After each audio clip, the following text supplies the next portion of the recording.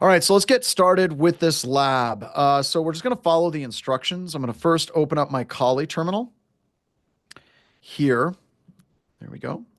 And I'm going to make this a little bit bigger. One of these days, I'm going to update this particular VM, and we're going to make sure that the settings just default to a larger font, just so people can see everything. And I don't know if it's an issue of the font being a problem for everyone, but it's a problem for me, and I think it has something to do with my eyes. I've been having a problem with my eyes since I moved from Shelbyville. And remember back when I was living in Shelbyville, I was wearing an onion on my belt, which was the fashion at the time. And now I have all of a sudden got problems seeing things up close. So we've got a Kali Linux terminal that is up and running. Now we're going to make sure that Windows Defender is disabled, and we're going to open up a PowerShell prompt. And we're going to run the command that allows us to disable Windows Defender. Now, once again, the goal of this particular lab isn't to show you how to bypass EDRs. That's not the goal of this class. I would check out Geoff Thayer's implant creation class. That would be a better course for you to look at if you want to learn how to do those things. But the goal of this lab is to show people how we detect malware on a computer system. We're also going to disable the firewall, which you can do that in a PowerShell command prompt. You can also do it in a standard Windows command prompt. A lot of these commands will work both ways. I'm going to set the administrator just to what it is here because I'm lazy. I'll go along just because I'm lazy and add myself a password for the administrator count of password 1234. I don't know. How many of you have your password for your luggage? 1234.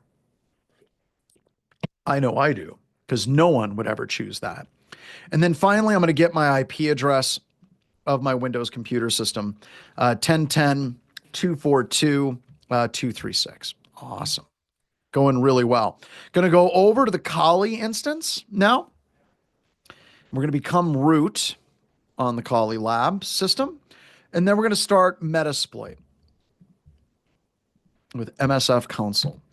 I've been kicking around for a long time whether or not I'm going to create a Metasploit class. I've had some people that have shown interest. Metasploit is awesome. The problem with Metasploit is it really isn't used all that much by penetration testers these days. The reason why it's not is a lot of what we do, we now use Cobalt Strike, we use Brute Ratel, we use our custom malware that we create all the time. But I think that there is some value in a Metasploit class, just for people can get an idea of what a stager is, what an exploit is, how to convert your malware into a wide variety of different formats for penetration testing. But the odds of you actually using something like Metasploit in a real penetration test are actually pretty low. And I don't know, how many of you guys would be interested in just a Metasploit class where we show you how Metasploit works, how do you identify exploits, how do you set up the exploits, how you work the payloads, even though it's not something that you would do in a real penetration test, but the concepts would be applicable. All right, cool. The class name, I can't remember. It's one of Geoff Thayer's implant creation. If somebody can find that, that would be awesome. It's not the Python class. It's Cobalt Strike. Cobalt Strike's awesome. We use Cobalt Strike. There it is. Attack your emulation and C2 implant development with Geoff Thayer. There you go. All right. So now I've wasted enough time that Metasploit is now starting. It takes a while for Metasploit to start because it is, in fact, the world's largest Ruby project. It's a big project. And we're going to utilize this particular exploit. Now, I want to explain this exploit in a little bit more detail. This is interesting because it is not an exploit at all. Let me explain. When you're looking at the way exploits are established in Metasploit, they're broken down by operating system, they're set by protocol, and then they're set by what is the specific exploit itself. Okay. So when you're trying to use an exploit, right? So we used exploits. If I hit tab a couple of times, you can see that there's 2,220 exploits, and you can see the exploits are broken up by category of operating system. You have AIX, you have Android, you have Apple, you have Linux. Just keep hitting my space bar because there's a lot of them. Multi means it hits multiple different operating systems. Windows And you can see Windows then breaks down by service. So you have Windows, FTP, HTTP services, and IMAP, license, local. It's broken down by the specific services that are there and present. And then once you have chosen your operating system, it then breaks down to those services. And once you're in the services, you have a whole bunch of different exploits. So if I do SMB, and I hit tab a bunch of times, you can see that there's a bunch of exploits listed by their Microsoft number, like 08067, 17 broken up by year, and then what the number is within that year. But we're using PS exec. Now, PS exec is the most used Metasploit exploit in the world, but it's not an exploit at all. Okay. I know that that sounds strange, but it's not an exploit. What it's actually doing is it's using the like built-in features of Microsoft called PS exec to legitimately authenticate to a Windows computer system and then upload and run malware on that particular computer system as a service. All right. Now, a quick note on that, because I think that that's really, really kind of important to explain. If I already have a user ID and password, why do I need to use an exploit? Anyone? Why do I need to do that? Privilege exec, escalate, admin rights, using a pivot and relaying through a system. You see, once you get access to a computer system with a valid user ID and a password, if you have something like the Meterpreter running in memory, it opens up all kinds of possibilities in what you can do post-exploitation. One of my favorite things that I teach in all of my classes again and again and again is use an exploit, whether that's an exploit or a password spray, gain access to a system, and then you're going to dump credentials, and then you're going to crack those credentials, and then you're going to use those credentials. And tools like Metasploit Meterpreter give us that capability to be able to do that effectively. So now I'm going to set the payload, and we're going to set that payload to be, we're going to make it payload. And we're going to set it up to be Windows. Wait for it to autocomplete. Meterpreter. And we're going to do reverse TCP, like so. And that's because I want the payload to create a reverse connection back to me. So when I exploit that computer system, I want that computer system to make an outbound connection to me. Now, why would I want that system to connect back to my command and control server? Any takers on that? Why would I want that to be a reverse TCP connection? Why don't I just have it listening on a port, and then me as a hacker, I can then access that port? Reverse shell, firewall rules. I think ACE is really, really close. I think ACE is on it. So if I'm out on the internet, like if I'm in Russia, if I'm in China, and I have you open up a port listening on your Windows computer system, can I connect to it? Can I connect to it? No, I can't. I can't. Because if I give your system malware, let's say you're here at the BHIS office or even at your house, and you start up a listening port on 4444, I'm not going to be able to connect to it because your firewall is going to be stopping that inbound connection because of something called network address translation. So your IP address is not going to be the IP address of your system. But when you go out on the internet, it's going to be the IP address of your firewall because your firewall does something called network address translation. Does that make sense to everybody? So that's why we want that reverse connection. So I want the victim to connect to me. So it's going to make that outbound connection. So we've got that as a reverse TCP session. I'm jumping ahead. I want to use we're going to set the R host to be, our Windows, our Windows computer system. So we're going to set R host. We're going to set it to be our Windows IP address because that's the remote system that I'm exploiting on this network. Then we're going to set the SMB user to be administrator.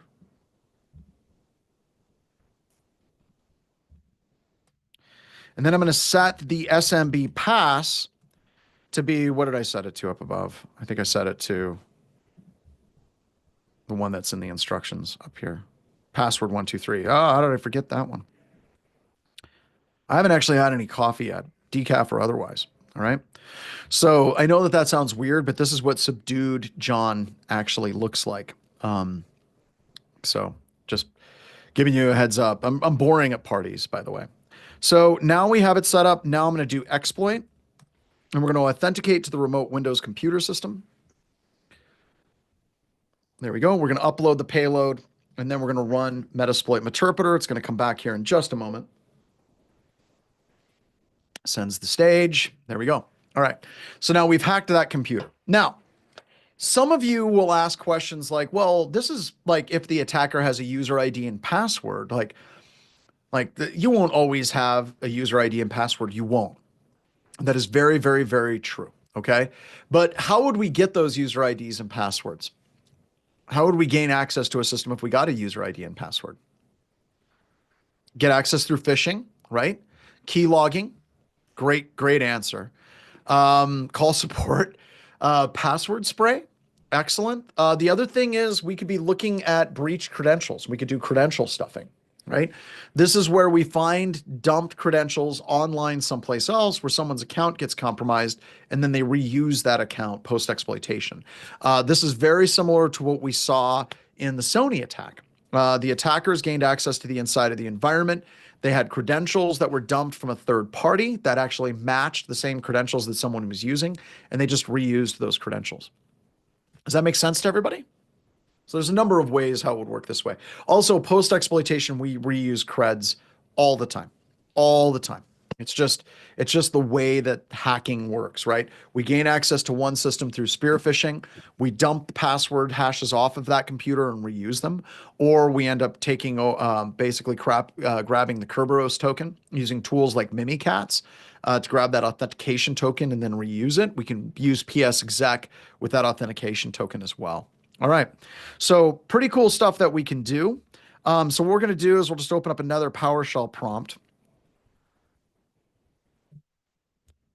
And let's go hunting. All right. So now we have access to that computer. And you can run a lot of these commands with PowerShell. You can also run them with the standard Windows command prompt. So we start with netstat NAOB, and I'm going to try to zoom in here. Pull this up. All right. Let's minimize that. Go over here. Oh, too far. We've gone too far. We've gone too far. Now we're going to want to focus on established connections on this particular computer. So if I zoom, let me zoom back out real fast and then I'll find it and then we'll come back to it. So we're going to be focusing on established connections. We're not going to be that interested in listening connections, even though that can be interesting. When we're first dealing with this malware, we're going to be looking at the established connections. And you can see that we have a connection right here that is the PowerShell executable. Now, the way that you can run Meterpreter, you can run it as a service, you can execute it in a wide variety of different ways. In this particular one, it uploaded a PowerShell script to the Windows computer system. So it's not showing Metasploit as the malware. It's actually saying that PowerShell is the malware that's executed. It's not saying that it's malware per se. It's just PowerShell ran it. Now, PowerShell is a Windows executable. All right. It is a built-in Windows executable that is out there. You can run it. You can use it. It's built in. And that means that a lot of AV vendors won't detect it executing if you're executing your malware properly. So what we're going to do is I'm going to copy and paste this into Notepad just so I just have it on the system. So whenever I'm researching it, I've got the remote IP address. I have the port that it's using, and I also have the process ID. This is all stuff that I'm going to be working with. By the way, if you're ever working an IR engagement, I strongly encourage you to use screenshots, right? So you're not going to be keeping the evidence on the system you're doing the investigation on. You would basically be doing screenshots and then storing those screenshots on your local system is what I would recommend. So we're able to see that with netstat and AOB, we have a suspicious connection. Netstat minus F is just going to say that there's one system here that doesn't have a resolved IP address name to it. But now let's actually dive in. And we're going to look at the system and we're going to do task lists. Now, we had a question if this was something that we were doing in the real world, We don't know what malware was executed. How will we know to look for? We're starting with that established connection. So if I go back to this particular like dump of data that we have here, where's my netstat command? Let's go here. There we go. We're looking at the established connections. You would go through and you would focus on these established connections and trying to identify what these things are. So it would involve you investigating what is the remote IP address, who is that IP address going to. This one's going to Smart Screen. We've got stuff that's going out to Elastic where it's just connecting to itself. But you can see that there's not very many established connections in here. You can totally do the select string established when using PowerShell. Someone just shared that with us a few moments ago. So if I were to run that, I can paste that in. And now it's going to show me all of the established connections. So you can see that there's not very many going to remote IP addresses. And you'd be looking at IP addresses like this one I know is going to be my terminal service connection. This one is an SSH connection that's outbound to my Kali system. And then this one is the actual malware. Now, if you look at all these 127.0.0.1s, those are just me connecting to myself. So out of these three, through the like order of elimination, I can see my terminal service session, I can see my SSH connection to my Kali box, and I can also see that 4444 suspicious connection. And that process of elimination would be the exact same process of elimination I would go through for any type of investigation. Did that answer your question? Now, it takes a little bit longer, by the way. It takes a little bit longer, by the way, in a real world scenario, but we're trying to come up with a lab that's like a 20, 30 minute, 40 minute lab for students to do. Why is the system connecting to itself? Well, that's Elastic Agent, and I don't know. I'm just going to talk it up to Elastic Agent as being weird on the computer, mainly because Elastic Agent, the server that it's connecting to is probably gone, and it's just connecting back to itself.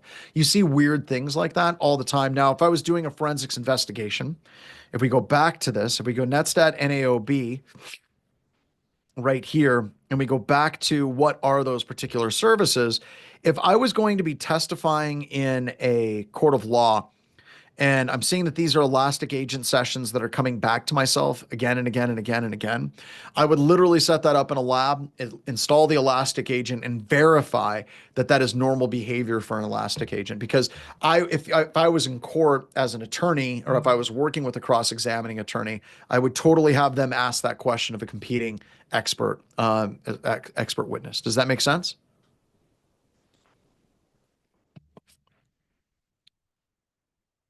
So there we go. Looks like Dr. Sploit did some research and he pulled it off the Elastic website. But it rather connects the connection to a dedicated server called Fleet Server, which manages communications in the Elastic agents, effectively acting as a central hub to send configuration updates. So while it appear the agent is connecting to itself, it's actually connecting to the Fleet Server, which I'm going to say that that whole entire paragraph that you got from Elastic is garbage. It is not connecting to the Fleet Server. It's connecting to 127.0.0.1. Now, there may be some proxying that it's doing, but it's still connecting to localhost. So that would be something that I would absolutely like investigate and make it. That's a really bad, like, I don't know where you got that, Dr. Sploit. And I'm not ripping on you for it. I want to make that very clear. I'm not attacking you. It's great that you did some research on it. But once again, if I was testifying in court, I'd want to do that research, right? Because if I'm testifying and let's say that somebody is like working against me, like the attorney could be like, well, according to Elastic's documentation, it says that it doesn't connect to itself. And I would say, technically it is. 127.0.0.1 is always itself. Now, it may be proxying that and forwarding it on, but you can see that that's weird. But these are the questions you got to go through, right? Anytime you're doing a forensics investigation, you have to be curious. And this also ties into when we're looking at the, this also ties into when we're looking at tools. Like, let's say I was just running Elastic. Let's say I was just running, CrowdStrike, right? I was just running a tool and that tool told me that there was malware on the computer system. If I'm going against you and you have two expert witnesses, one knows how to run the tool and the other one goes through, that's me. I'm Mr. Strand from Sec 550. Wow, that's a blast from the past. By the way, Sec 550 is now our Intro to Cyber Deception class, which is also pay what you can. So check it out. If you want to see the new cyber deception class, which is pretty cool, it's available as a pay what you can class as well. But no, I would destroy that expert witness, right? So if somebody knows how to use CrowdStrike, they know how to use Silence, they know how to use SentinelOne, know how to use these products, but they don't understand what's actually going on under the hood, I am going to absolutely, completely, and utterly obliterate that expert witness. So you really want to make sure that you understand these things. And a lot of that understanding comes from just researching. And when you see weird stuff, asking those questions and digging deeper. Great questions. All right, so now we're going to dig in on that process ID on this system. So I'm going to clear my screen and we're going to put in that process ID, but I'm going to put in the process ID I captured here, which is 3040. So we're going to put that in. Put in the process ID of 3040. Oops. That. Now, check this out. This is cool. All right. So if we're looking at this, you can see that PowerShell is invoking NTDLL, WoW64, WoW64 base, WoW64 win, WoW64 con, WoW64 CPU. And it's not whoa, like, whoa, oh, that's cool. Yeah, no, it's wow. What is wow? Anyone know? What is wow? Whoa, whoa, whoa. Or wow, wow, wow. What is that guy? The cinema thing? Like, wow, wow, wow. Was it, that sounds hard. Barely an inconvenience.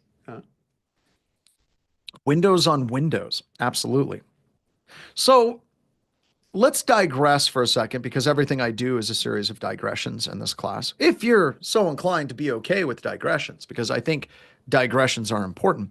If we're looking at those dynamic link libraries that are utilized with this, I wonder how common that collection of dynamic link libraries is for malware.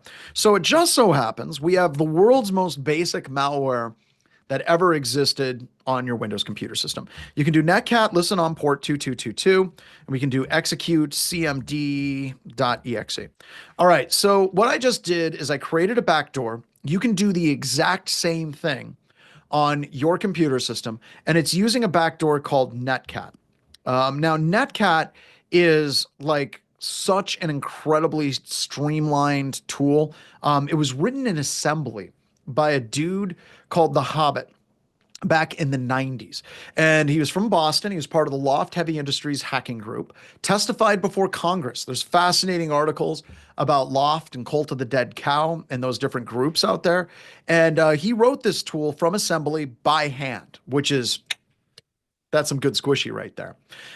So what I did is I just triggered this very, very basic piece of malware on this system. And we're going to look at what are the dynamic link libraries that are loaded into this particular very basic malware.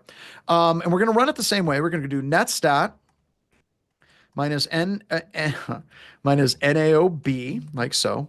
And we're going to find that netcat listener on this system, looking for the listening in this particular situation. And we can see it right here. And we've got the process ID is 2260. Okay. So let's look at the difference of malware that's invoked by Metasploit and malware that is invoked with one of the most basic fundamental pieces of malware that's ever been created. All right. So we're going to grab that process ID, which I thought I had. There we go. 2260, like so.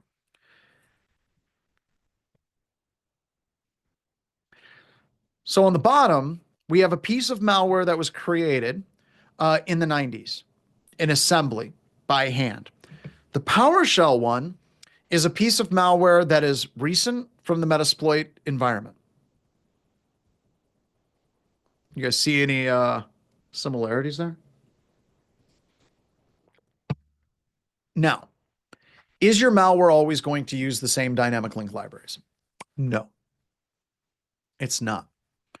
But is this something that you absolutely should be investigating and that you should be aware of that if you think you have a backdoor on your computer system and you see this exact same configuration of dynamic link libraries, is this something that you should investigate possibly a little bit further? Absolutely. Because if we run taskless space /m like this, oops, you're not going to see another process in the Windows environment that's using those exact same dynamic link libraries and only those dynamic link libraries. Okay. It can happen. Absolutely, it can. But it turns out that those dynamic link libraries are the core dynamic link libraries that are required for malware to function at all. All right. So now we're going to get the command line invocation for our malware. And we're just going to do this for both of them. So let's go ahead and that was weird. Let's go ahead and grab our command, copy. I'm going to paste it in. There we go. And we're going to put in the process ID for our Metasploit backdoor. And let's see how that looks. And this is actually going to lead heavily into our, this is going to lead heavily into our next lab here in just a couple of moments. Wow, I'm missing some stuff. Where is it? There it is right here. We're going to put in the process ID of our malware. I got a lot of windows open. All right. So we're going to put in 3040. Oh, 3040. Oh. All right. That's weird. So we're running WMIC process where process ID equals 3040, get the command line invocation of how that malware was ran. We got a lot of space at the beginning of that, a lot of space, lots of room for activities, right? And then you can just see this. Now, I'm not going to tell you that every time you see PowerShell that looks like that, you're dealing with malware. But I am going to tell you it's a very high percentage of the time. If you see PowerShell that's running like this, it's more than likely malware. You're also seeing a whole bunch of things like IO memory stream. You got base64 encoding, and that kind of ties back to what we did in the first lab where we were looking at network traffic, if you remember that one. There's a lot of what we call obfuscation that's running here, as Dapper Necromancer has pointed out so astutely. There's a lot of obfuscation out there, and that's kind of crazy pills. And we're going to have a lab here in a second where we're going to be running DeepBlueCLI, where you're going to see a number of different types of encoding schemes that exist. And this kind of goes to why signature-based detection is so fundamentally flawed, right?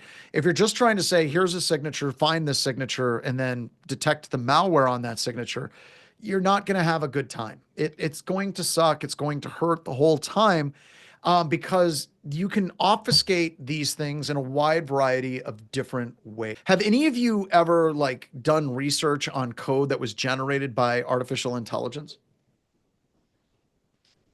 What are some characteristics of automatic code that's generated from AI? Got a lot of people typing. It looks like garbage. So when we're looking at code, we have it as very structured code that makes sense to humans. And it turns out that the code doesn't have to work the way that we expect it to. It also turns out that there's a variety of different ways that you can code and you can encode your malware that are completely not recognizable for standard signature-based detection. So let's go.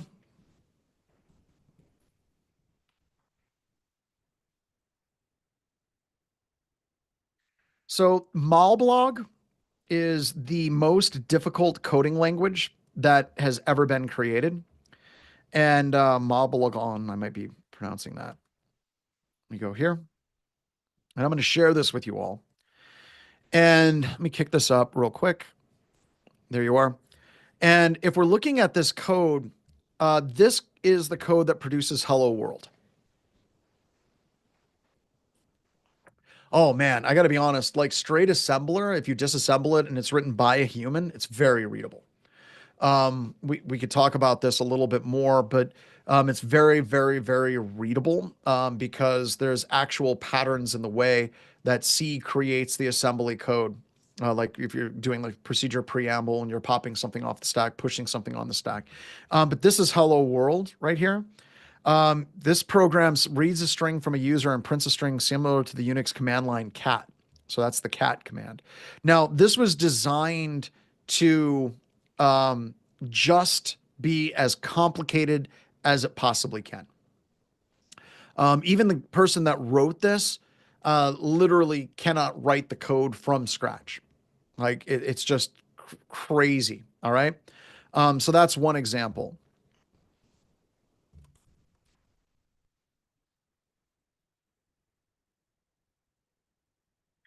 You can also generate code instead of doing add functions. So if you're going to go through and you're going to say 1+1, you can change all of your code so it does, instead of 1+1, it does 1 minus a -1. And you can re-encode absolutely everything. So there's no plus functions being used.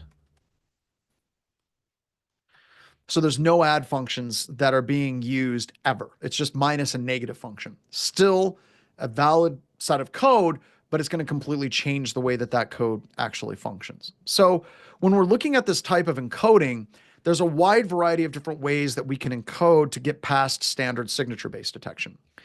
This is fundamentally different than what we did with the netcat command, where I have the netcat command is 2260. So let me put that in there.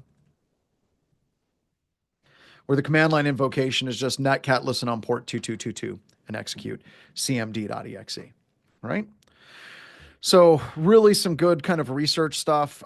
We can pull down the parent process ID hierarchy for our malware. So we paste this in, copy it,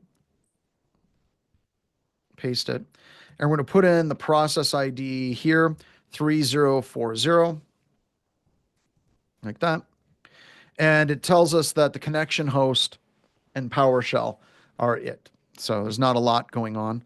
We can also look at the process hierarchy for netcat, which is 2260. That. And you can see it's just itself because it just executed from the command prompt. And the parent process is the command prompt that it invoked as well. So we spent a lot of time on this. And part of the reason why we spend a tremendous amount of time on this is so that you can understand that there's a lot of different types of obfuscation techniques. And that leads us into our next lab. So the Meterpreter shell is heavily obfuscated, but also gets flagged by AV quickly. Is it just obfuscated in a known way? It's actually obfuscated in a very known way. That gets into one of the problems with using the Metasploit environment. If you're using Metasploit, it doesn't. Metasploit is like one of the most known malware creation products that is out there. So I think we can all sleep a little better knowing that it was able to actually be detected. So do you guys want a pro tip on how to bypass that detection? Super easy. I don't know if it still works, but it worked up until a couple of weeks ago. And it's worked for years. All right. So on a Windows computer system, there's something called the anti-malware service. Okay. And the anti-malware service hooks into processes, monitors those processes for things like the obfuscated code that you see here. All right. And a lot of the AV vendors hook into the anti-malware service. Some bring their own AMSI or anti-malware service with them, but a lot of them just hook into the existing Windows Defender anti-malware service for doing their detections. Does that all make sense? I want to make sure that everyone understands that. So some vendors, they create it from scratch. Other vendors will hook into the Windows AMSI. Perfect. Now, if you want to get past AMSI, you can download PowerShell from the Microsoft Store and run that version of PowerShell instead. It won't be hooked by AMSI. Or Python, too. Yep. Somebody said, wait, what? So So the reasoning is whenever AMSI is hooking these different things, it's hooking very specific executables. And for whatever reason, when you have two PowerShells, one that comes from the Microsoft Store and the one that's built into the system, it hooks into the one that's built into the system and it doesn't bother to hook into the one that comes from the Microsoft Store. So that might be fixed. Hell, I don't know. I can go talk to some of my testers across the hallway. But that is one of the stupid bypass tricks that we've been using for 3 years. We've told Microsoft about it. They don't seem to care, and it just works. Is it a feature? Is it a bug? Honestly, I don't know. So if you download them, Dr. Sploat, from the Microsoft Store, which we actually do not have the Microsoft Store in this VM, because we're running this on the server 2022 version of Windows, but on a Windows system, you basically can download additional versions. So, like, you have the built-in PowerShell, and then you can download the PowerShell or Python from the Microsoft Store. It comes from the store. It's signed by Microsoft. It's validated by Microsoft. It's trusted by Microsoft, and it allows it to run. Mm. Microsoft's take on that is you have to be a valid user. So the system's already been hacked, and they don't look at it as that big of a security concern. There you go. Oh, yeah. Did you guys see? Is that out today, Jesse? Did you talk about that today? Where Linux is now banned on Facebook? Discussions of like distro watch. Did you all see this? So distro watch and links talking about Linux are now banned on they were banned on Facebook because they were listed as hacking, and they were they were shutting it down. All right, so let's move into the DeepBlueCLI, and we're going to jump right into another lab today. Lots and lots of good stuff that's going to take us up to and through the break. DeepBlueCLI is a PowerShell script that's created by Eric Conrad, a friend of mine, who unfortunately I haven't talked to in a long time. I should pick up the phone and say hi. He created this so it can look at command line invocation of applications. Deep White CLI can also invoke sysmon and look at sysmon execution to identify that type of obfuscation that we just talked about. Now, this isn't something that you would run on every single system, but if you're a SOC analyst and you really want to investigate what's going on, if you can get access to the event logs, if command line logging and PowerShell logging is enabled, you can use this as a quick smoke test. So as a SOC analyst, you have them download the security application and system event logs, and then you can run this against like DeepBlueCLI, or run that DeepBlueCLI against that event log, and it'll check it to look for these types of obfuscation and these types of attacks that are out there as well. All right, so let's go ahead and let's jump in. So the lab, pretty straightforward, but it's going to take us up to and through the break.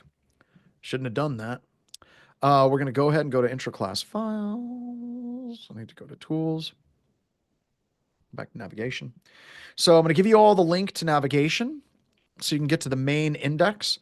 And then we're going to go to the DeepBlueCLI lab right here. So you're going to CD into the intro lab directories. You're going to CD into DeepBlueCLI master. You're going to set the execution policy to be unrestricted. Then you're going to run DeepBlueCLI against the new user security event log EVTX. And then it's going to identify new users that were added to this particular system. Then you're going to look for password guessing. Like, how can we look at the event logs to detect password guessing? Password spraying is completely different than password guessing. Talk about that here in a moment. And then we're going to talk about obfuscation and encoding. So I'm going to show you some more obfuscation techniques and how DeepBlueCLI detects that. All right, everybody. So with that, this lab is going to take us up to and through the break. So we're going to get started on this. Let me go back up to the top, and we're going to walk through this. We're going to CD into intro labs. We're going to open up a command prompt, or a PowerShell prompt.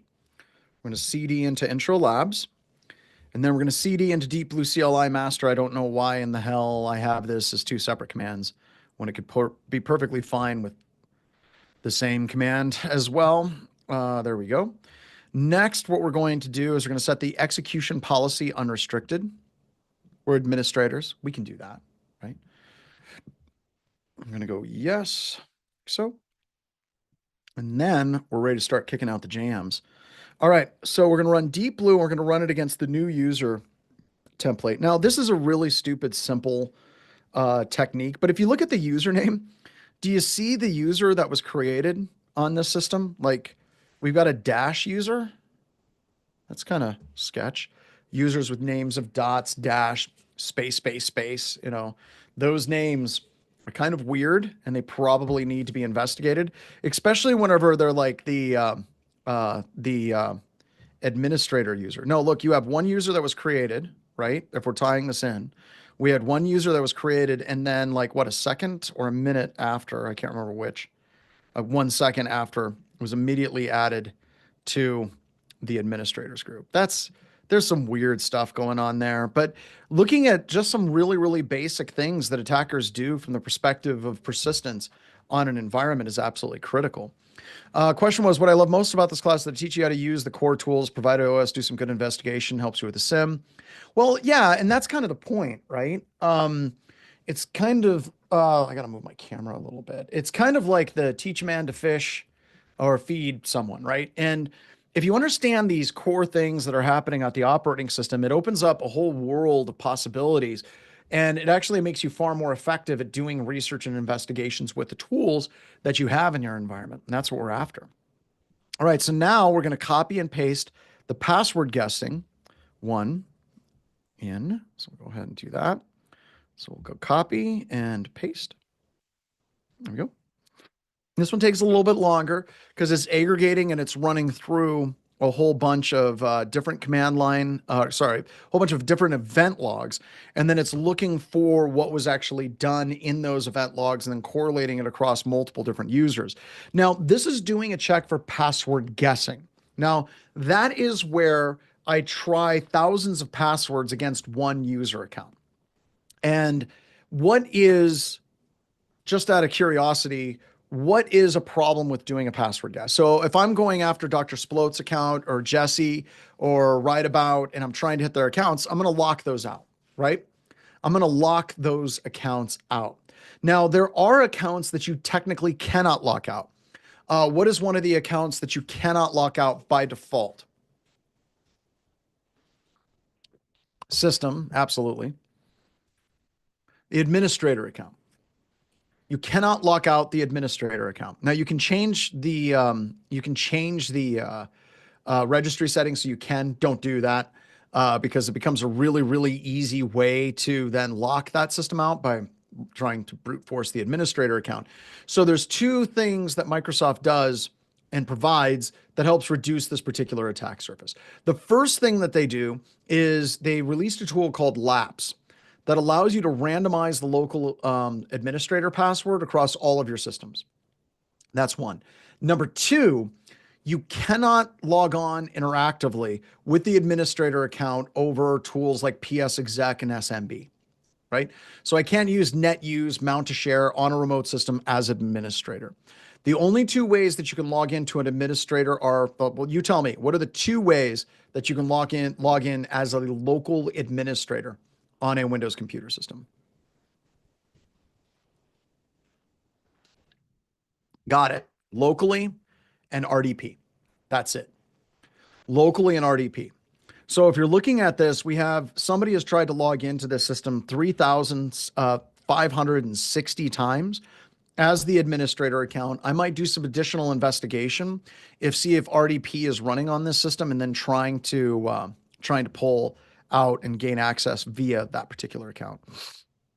Now, I mentioned that is a password guess. Password spray, different. Password spray is actually a lot more effective in many environments. And the reason why it's a lot more effective in many environments is we fly under the radar for that account lockout that happens in an environment. So what do I mean by that? So if you're looking at the lockout, most environments between 3 or 5 failed login attempts within a window, it locks you out. All right. So it's going to just lock those particular accounts out. However, if instead of trying to brute force the password for one user account, let's say I try one password for hundreds, if not thousands of accounts. So what would be a password that you see people use that you look at, like the RockU list, which is still valid? What are some passwords that we see people use all the time? Yeah, summer 2025, right? I love you. Yeah, car year 123456, password 1234, name of company 1234.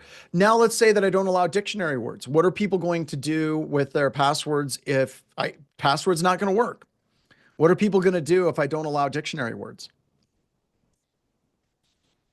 Hmm, there it is. We're using leet speak substitutions at that point. Thanks, FedEx. Appreciate that.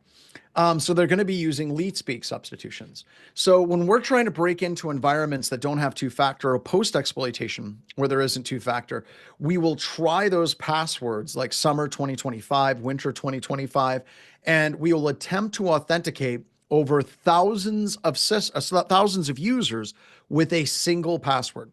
Leet speak, Dr. Sploat. Let me show you real quick.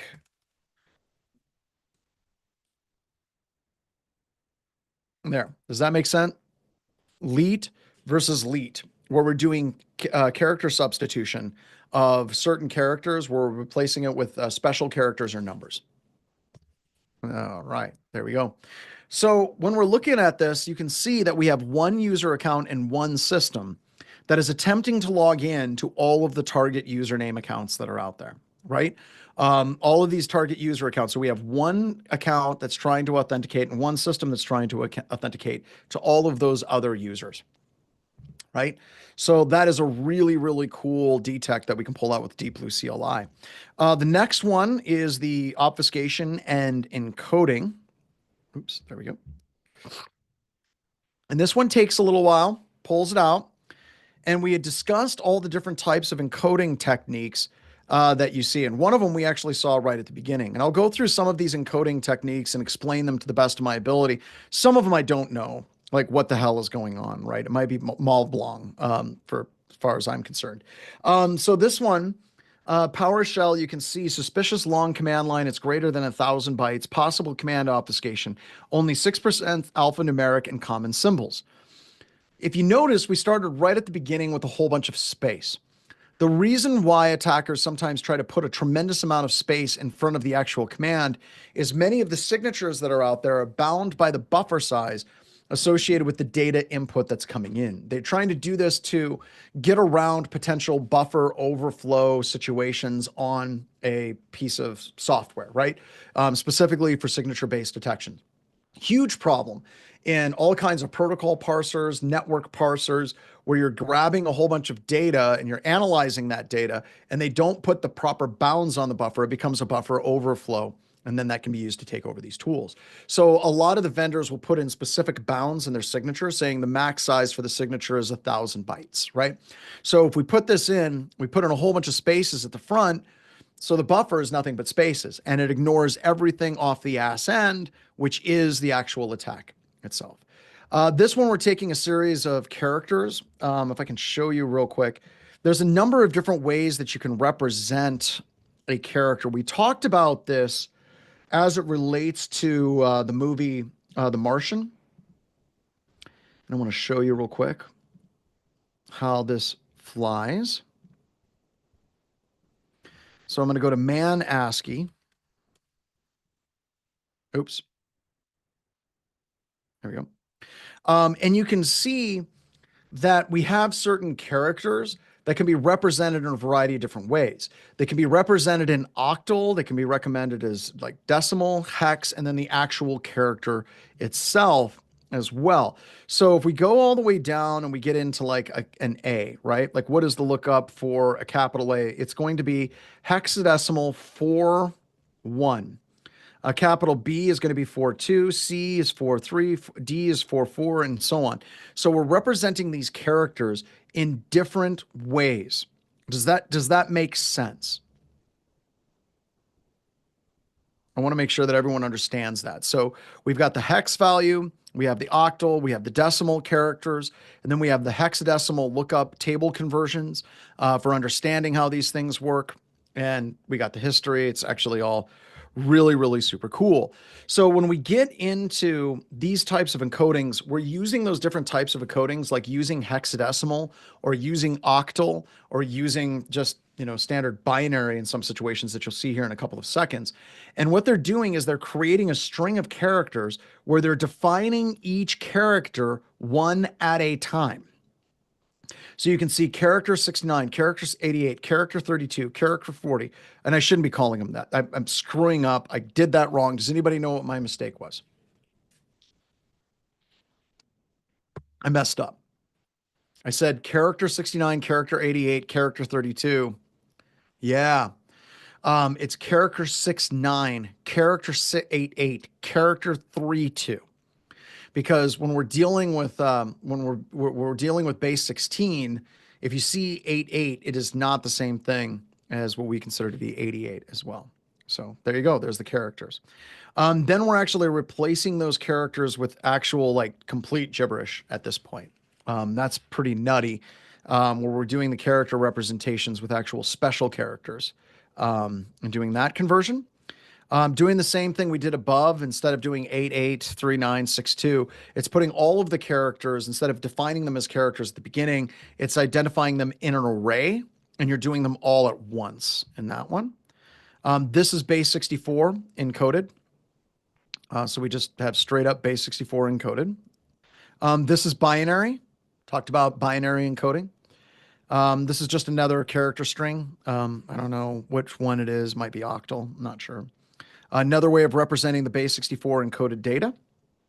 And then some more characters. So when we're looking at this, we have a variety of different types of encodings. Now, for you as a SOC analyst, you don't have to understand exactly what these encodings are and how to reverse engineer these particular encodings. That's not what you should be doing at this point. But rather, you should be able to identify it, right? You should be able to go through and say, this looks like some type of obfuscation and encoding is being used. Don't jump to that conclusion, Office Space. Jump to conclusions, right? But you do want to be very skeptical when you see things that are encoded in this type of manner and start doing that investigation. Escalate to SOC tier 2, escalate to the end customer if you're at the MSP, MSSP. By the way, how many of you are with MSPs, MSSPs? How are my MSSP brethren here? All right. Got a handful of MSPs. How did you guys find out about us?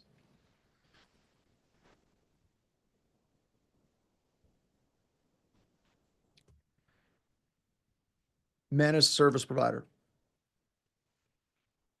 Awesome. Very cool. All right. Well, welcome. Appreciate it. All right. We're going to keep rolling. All right. So now we're kind of transferring over to server analysis. And this next lab is a doozy, right? I'm going to kind of get you started on how we can learn about a server. And then we're going to have a lab where we're going to take logs from a weird device called an adaptive security appliance from Cisco. And the goal of the lab isn't necessarily like these are ASA logs and this is how you do this. Basically, using the methodology that we use to parse those logs is what the important thing is on that as well. So if we look at logs, you're not just going to be dealing with cloud logs. You're not just going to be dealing with Microsoft logs. You're not just going to be dealing with Linux logs. You're going to be dealing with a tremendous number of different log sources and log types. You'll be dealing with VPN logs. You'll be dealing with firewall logs. You're going to be dealing with like routing logs, switch logs. It's just log, log, log. What is that Ren and Stimpy song? It's log, it's big, it's heavy, it's wood. It's log, it's better than bad, it's good. Everyone needs a log. Even though apparently the guy behind Ren and Stimpy was an absolute dirtbag of a human being. Catchy song. But did you like it, Mr. Horse? No, sir. I didn't like it. All right, so let's keep going. So you're going to get these logs, and the lab is basically going to be like, how are we going to parse these logs? And actually deal with it using built-in Linux command line utilities to be able to do that type of analysis as well. Another example is an error log. You can see where people are cannot find zip archive again and again and again and again coming in. That's what attacks look like. Auth logs. Now, this one's kind of crazy. Let me annotate this really, really quick. If you look here, this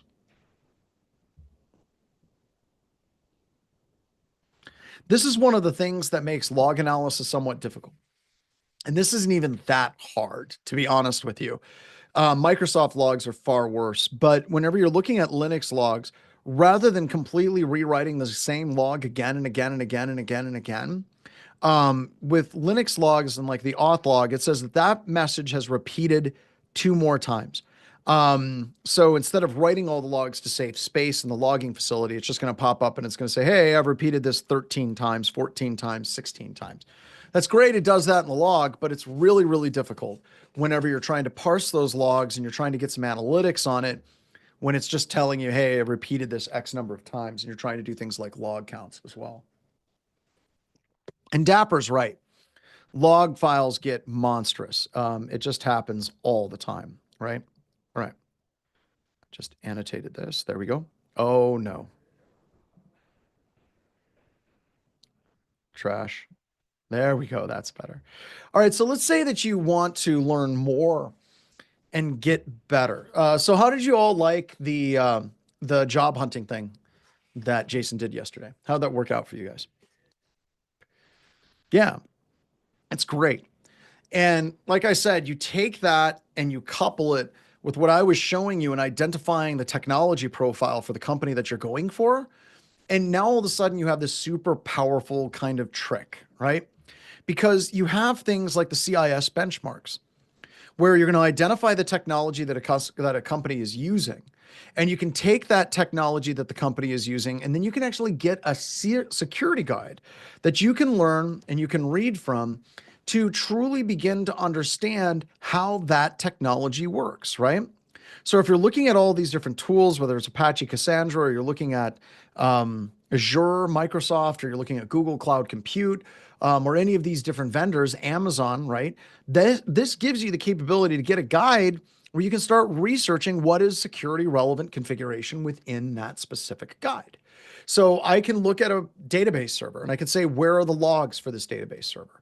What are the security relevant configuration tables like $parameter on Oracle, init.aura file for pulling in specific configurations. And we're going to get into PostgreSQL here in just a couple of seconds. And seriously, this is how I launched my career in InfoSec. When I got started in computer security at Department of Interior, a little bit of background information. Cobol versus Salazar. This is where I started in computer security, right? So in this particular case, if we go back to the beginning, let's see if I can find Lamberth. Here we go. So Judge Lamberth right here, he put in a rule in 2001 that, what is it? Wouldn't an InfoSec T-Rex, little arms. So this is really right here. This is where John Strand got started in computer security as an actual job. So the judge in this particular case in December 17th, 2001, shut the entire internet down for the entirety of the Department of Interior, right? And I was moved over to the security team. That's a long story. I can get into that later. Maybe we can do it during the Ask Me Anything section of this class. But when we're looking at this, this is where I got started. I was dropped straight in because I knew how to understand a buffer overflow and a format string attack. I didn't know much more beyond that, but this is how I got started. But then I started taking these hardening guides. Before they were CIS, they were the NSA hardening guides, the SANS hardening guides. Microsoft had hardening guides. But I was taking these hardening guides on how to harden Linux, how to harden Windows, and getting the hacking exposed books by going through and learning how the hacks actually worked and working on networking and how to access a share on a Windows computer system and all of those different things. And I literally learned computer security from scratch in the middle of the largest class action lawsuit in history, right? And I would prep for these meetings. They'd be like, well, we're going to figure out how we're going to harden our Windows systems. And I would be up all night reviewing these guides, right? And then the next day, and actually it's funnier than that. I couldn't afford the books. So we used to have these things called bookstores. And I would go to Barnes and Noble with my wife, and I would sit in the computer security section of that bookstore, and I would go to the Hacking Windows Exposed book. I would go to the, I would go to Hardening Windows and Hardening Linux books and all those different things. And I would just sit and read them in the bookstore and then make sure not to crease them, but then close them up and put them back. And then the next day I would sit down and I would go to these meetings, and I would have a notebook, I still carry notebooks with me all the time. Have a notebook with me. And then they would basically say, how did I get invited to the meeting? The judge shut the entire internet down because they got hacked. Oh, what the hell? I'll just tell the story. Now I tell you what, ask me at the end, Dr. Sploat, and they ask me anything. But I would go through these hardening guides, come up with all the security relevant configurations. I would write that stuff down in my guide. And then I would go to the meetings and everybody thought I was a genius, right? They'd be like, oh my God, how does John know how to like secure SSH? How does John know how to go through and secure, Windows? And if you want to see it, if somebody could put a link, Darknet Diaries 67, I talk about this, but I also talk about my mom breaking into a prison, which is pretty cool as well. So check that out. All right. So you'd go through and I would start to learn these are the things I've got to find out, right? Like number one, where are the key configs for a server? Files, table, GUI, hunt them down. And most of the time when you're looking for these like key kind of touchstones for hardening an application, it's going to be like one config file. It's going to be like one section in the GUI that has the security relevant configurations out there as well. Then what are the key processes that run on these services? What are the ports that are open? Ping, port, parse. Where does it store user information? Is it in a file? Is it in a table? Is it in a GUI? How do I actually go through and audit that? What are the core ports that should be open, right? Ping, port, parse. And then finally, where are the logs? And then I would learn how to parse those logs. So whenever I'm talking about my career and people are like, how the hell did you happen? Right here. I literally sat down and RTF'd the security M. Like that's my career. Sat down, read the manuals, and then I would go to meetings and then I would start talking about what I read in those manuals. And literally everyone is like, that guy must be some kind of genius. Avocado story. We can talk about avocado. We can talk about the avocado incident in Arizona during the Ask Me Anything as well. Has nothing to do with computer security, but has everything to do with my mom. All right. So an example of this would be like PostgreSQL, right? So with PostgreSQL, you may not run it, right? But there's a CIS guide that's out there that tells you where all these security relevant configuration settings are for something like PostgreSQL. So if we're looking at some key examples right here, it says postmaster process is a supervisory process assigned to the back end. Great. I now know that I need to look at the postmaster process. Here's a command, select name string from PG settings where context equals postmaster. What I find is I find web developers, they give the web app full postmaster, full super user access to the system. So we've got that. What do we got? Select name setting from PG settings where context in backend, super user backend. Great. Now I can find the super user accounts. Awesome. And I'm learning that this PG settings table, kind of important. I'm going to write that down. So now I go into a meeting and they're like, Mr. Strand, what do we need to do to secure this particular computer system down? Well, I'm going to need you to dump the PG settings table and send that to me if you could, and then I'll analyze it. And you can always see administrators like lose their will to live because now you know that you're going to be hanging out with their skeletons in the closet. You're going to be partying with those skeletons in the closet. It's going to be like a Grateful Dead concert. Like we're going to be hanging out, skeletons, you and me.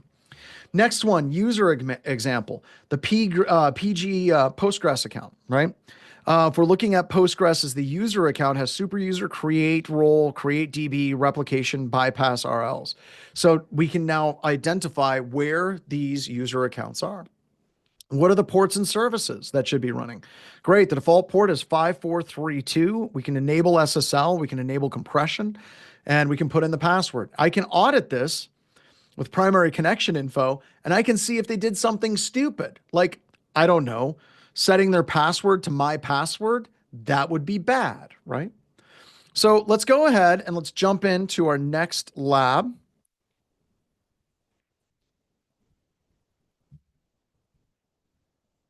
Back to the navigation menu. And we're going to be doing the firewall log review lab. All right. So we're going to go do firewall log review. Let me copy and paste this in as well. There you go. All right. Now, the goal of this lab, just so you know, is not for you to learn how to parse ASA logs. Sorry, that's not the point. I hope to God that by the time many of you get to the point where you're getting advanced in your career, that the adaptive security appliance from Cisco doesn't exist. Hopefully it's been completely replaced with lots and lots and lots of better products. But what the ASA logs do is give you a log on a device that sucks to parse. All right. And we're going to give you the tools that you need to be able to do that type of parsing on your own, regardless of the logging facility or log type that you're actually working with as well. So you're going to become root. You're going to open up your Kali instance. We're going to open up Kali. We're going to become root. And I'm actually going to do this opening step with you all, just because it takes a while for it to install everything. So I've got my Kali instance. Let me ambignify it here. Let's go to change settings. I'm getting better at this. All you have to do is do it a lot. There we go. All right, so I'm going to do the opening steps because it takes a little while. It looks like your Kali instance is down. Destroy your labs and start them back up, FedEx. It looks like maybe you just started the Windows system. I'm not sure. But yeah, you need to have Linux up, destroy your lab environment, and then restart it, and it should bring it back up. All right, so I'm going to become root here. Then I'm going to apt install rbase core. I never promised any of you that there would be no math. But with rbase tools, it allows us to do, oh no. I want to check something here real quick.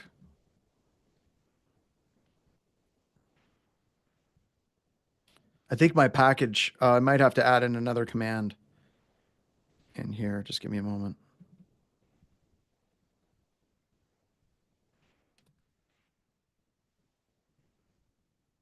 Okay. We might be okay. Hold on. CD opt firewall log.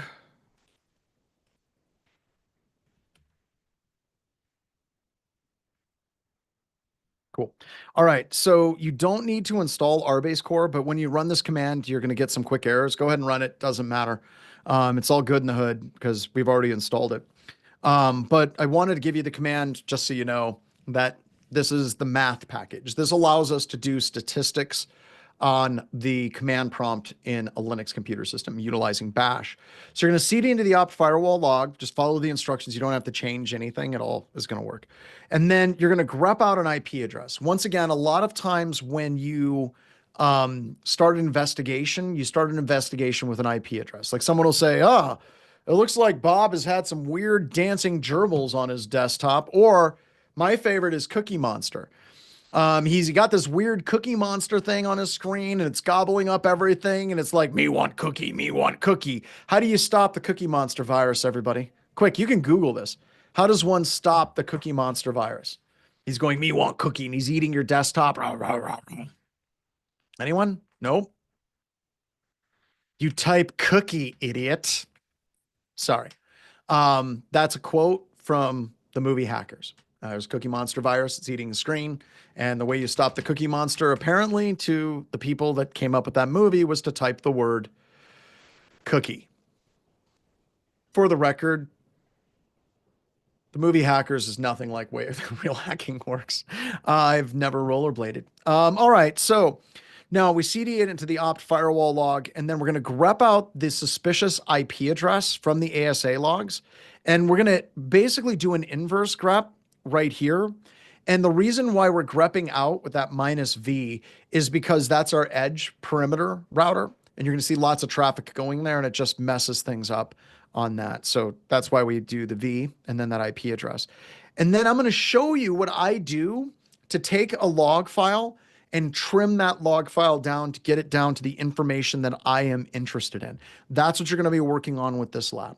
All right. You're going to be looking at these connections, doing the analysis, and we're going to be showing you how to use cut to pull out specific columns and focus in specific data. And then at the end, we're going to do some math. We're going to find the standard deviation. We're going to find the max. We're going to find the min. We're going to find the mode to look for potential beaconing traffic in this. Now, once again, goal of this lab totally is not to say, here's how you parse ASA logs, but it's showing you the tools that you can use to parse any log file that you encounter as a SOC analyst. And I think that that's the most important skill right there. All right, so let's get rolling. Let's get to this lab. Had a question up above that I thought was a really good question. It was a really long question. Nathan, I am I understanding this correctly so far? We aren't learning how to use CrowdStrike or Nessus.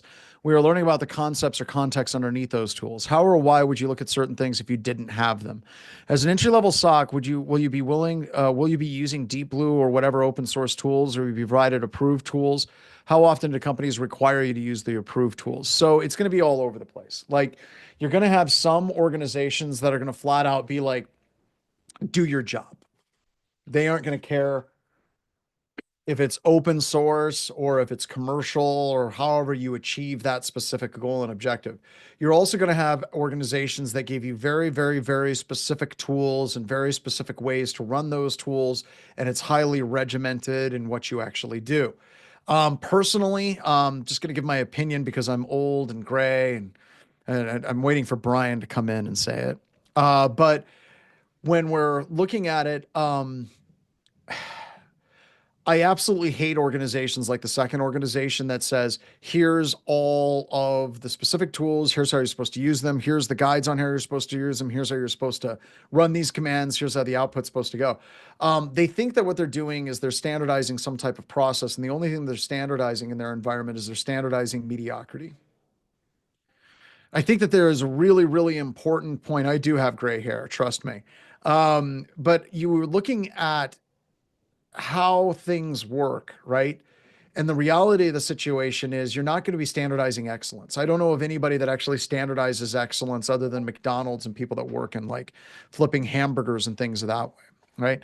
I think that it's absolutely important that you have checklists. I think that it's absolutely important that you have step-by-step guides on how to do things, but those should be used as a series of generalized guidelines trying to push you into making sure that you covered your bases. But after that, there has to be innovation.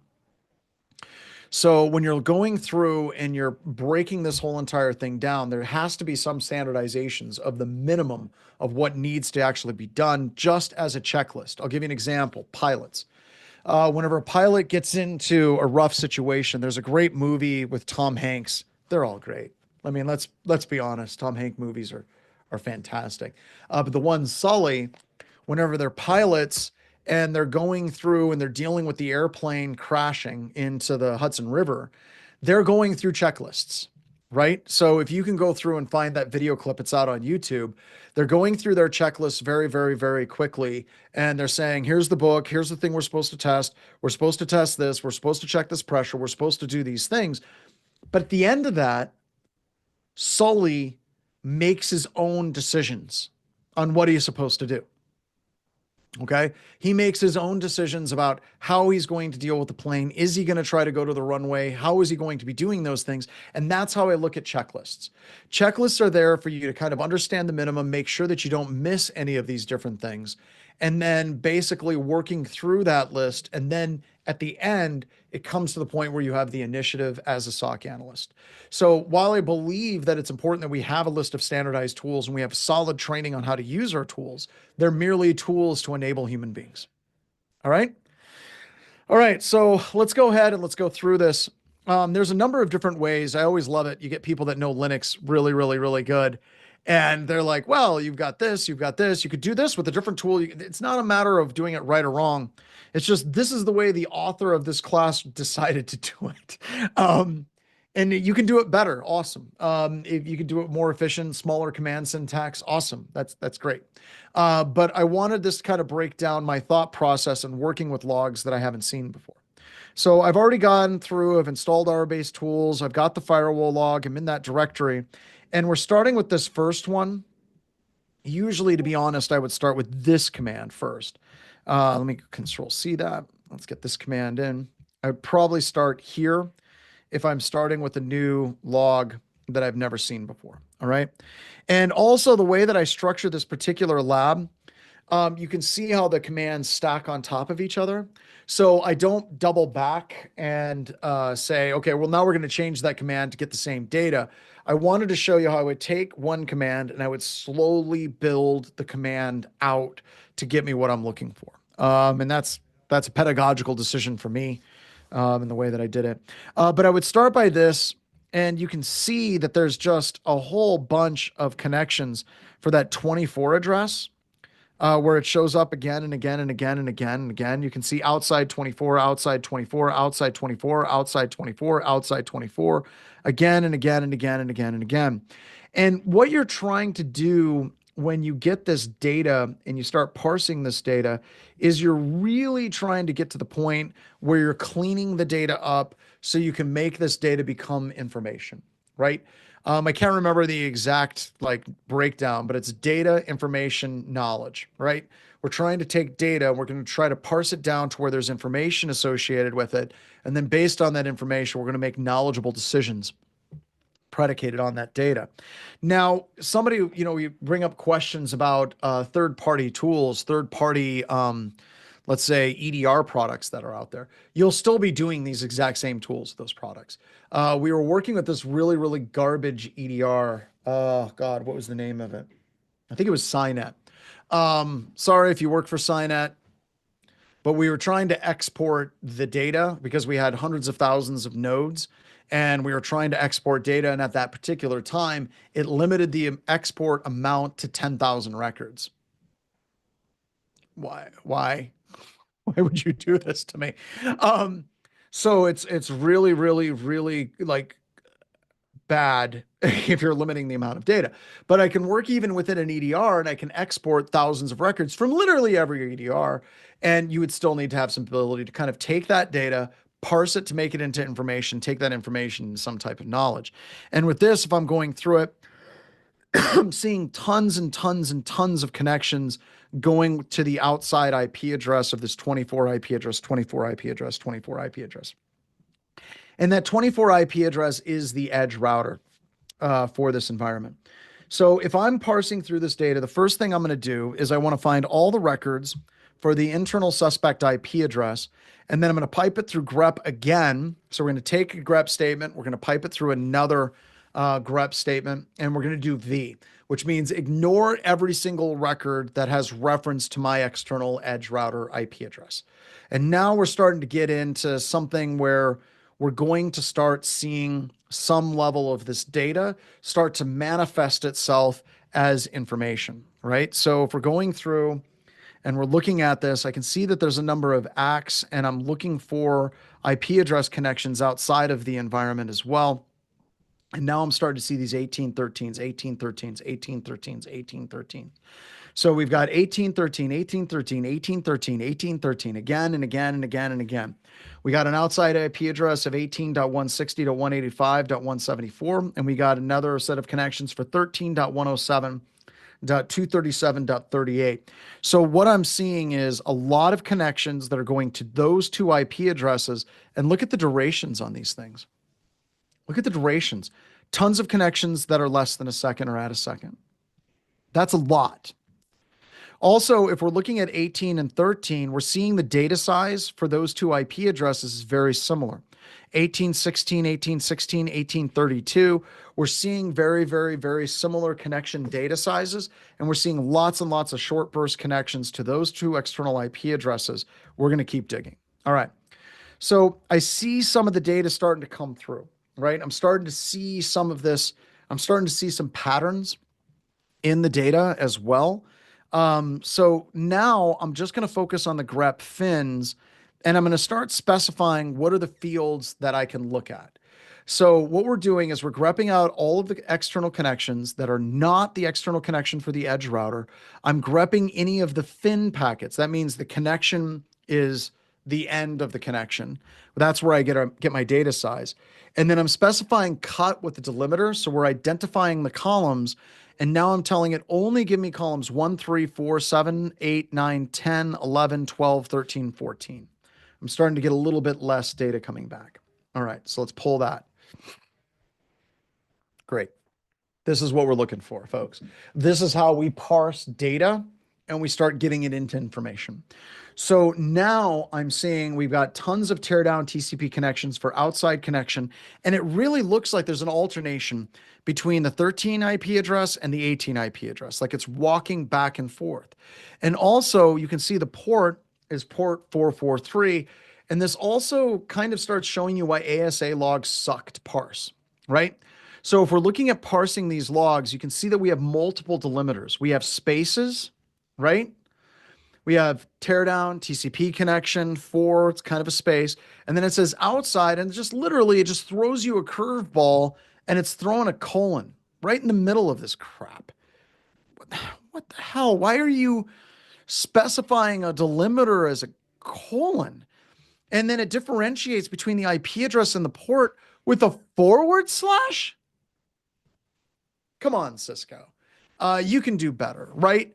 A delimiter is something that separates things. That's right. So usually, if you're separating things, you come up with a delimiter like a tab delimiter, or you use a comma delimiter. You come up with a delimiter that's consistent across your entire log file. So now we're just getting into this like, what the hell?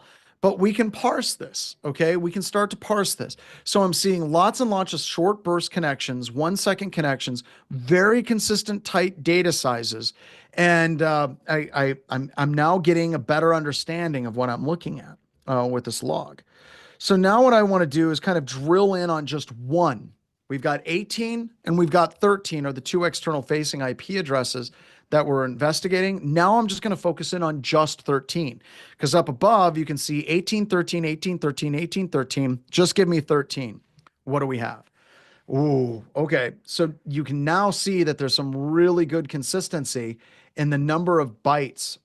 So we have 1 second connections, lots of 1 second connections, and the number of bytes we're seeing, other than a few outliers, we're seeing this very, very tight pattern, right? 8519, 8519, 8517, 8240. So now I want to kind of get an idea of like what is the discrepancies within those data sizes that we have there as well. So I can look at 13, but I can also look at 18. I just looked at 13. So now let's look at 18. And you can see 18 has an even tighter data size connection, right? A much more tighter data size connection where we have 18, 16, 18, 16, 18, 16, 18, 32, 18, 48, 18, 16, 18, 32. Really, really tight. I'll give you the what ifs on the consistency here in just a couple of seconds. All right. So now I'm going to go through and just focus on that one field of interest. And now we can see that there's a very tight data size. So at this point, I think as a human, I'm seeing a tight data size. I want to look at the full statistical analysis on what that means. And to do that, I'm going to run it through our tools and I'm going to get the maximum, the minimum, the standard deviation associated with it like this. All right, so let's go ahead, paste that in. Here we go. So the minimum is 1816. The maximum is 1848. The mean is 1829. And the standard deviation is only 12. So that is what we call a very tight, dense pattern. And usually you would use some machine learning algorithms like k-means clustering to do this.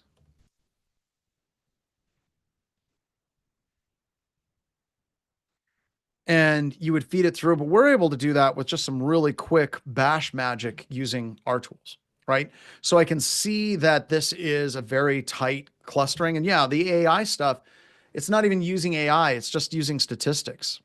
And this, Jesse, is absolutely where AC Hunter and Rita would actually come into play at this particular moment. And we talk about that in some of the other classes, and we'll deal with it a little bit later as well.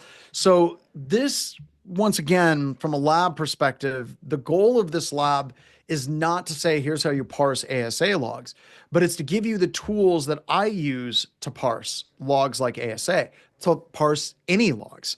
The number one tool I use is grep. We use it to grep out specific strings. We can go through and grep out the inverse. So we can say grep out every line that doesn't have this string with -v. We send it through cut, where we're going through and we're identifying the fields of interest and we're specifying delimiters associated with it. And that, once again, is the goal and the ultimate objective of what we're doing here. It's not about ASA logs. It's about going through and saying, these are the tools. It's like Sherlock Holmes. Watson, you have my tools, you know my means, right? So this is your lens. This is how you view things. This is how you logically start parsing logs. And any job that you do, any job anywhere, if you want to move up the ladder from being a junior analyst to getting into a senior level analyst, these are the types of skills that you're going to have to be able to parse any type of the logs that gets thrown at you. So that gets back to, I think it was Chris's question. Are these the types of tools and these are the types of techniques that you would use even if you have tools in the environment? And this lab, absolutely 100% correct. That is absolutely 100% correct. Because I don't care what your job is. I don't care what magical tools you have. At some point, you're going to be getting a big amount of structured data, and you're going to have to parse through that structured data to turn that data into information. And then you're going to convert that information into knowledge about what's going on out there as well. What is the 150? That's the variable.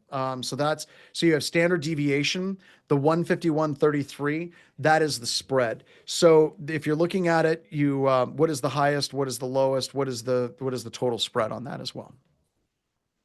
So, do you recommend having a dedicated machine for parsing this as well?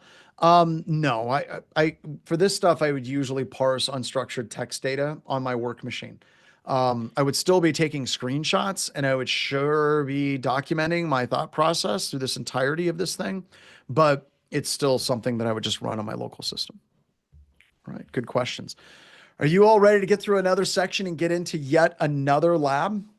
Yep, variance. Gosh, got a lot going on. All right, let's do it. Memory analysis, a nightmare. This is actually a lot better. So with that tight grouping, I'm thinking that means something is sending packets to test something. More than likely not. More than likely what you're looking at a command and control traffic. So if you're looking at the traffic that we just went through, it was command and control traffic created by BHIS bouncing off a Microsoft CDN. So if you're looking at who owns those IP addresses, it's Microsoft. And we're bouncing it off of Microsoft and alternating it between two separate IP addresses. And the reason why this lab slaps, in my opinion, is it shows you just how advanced backdoors can get in trying to bounce off things as well. So, all right. All right, so let's keep going. Let's do it. Memory analysis, a nightmare. So when we're looking at memory analysis, there's a number of reasons why memory analysis is the cat's pajamas.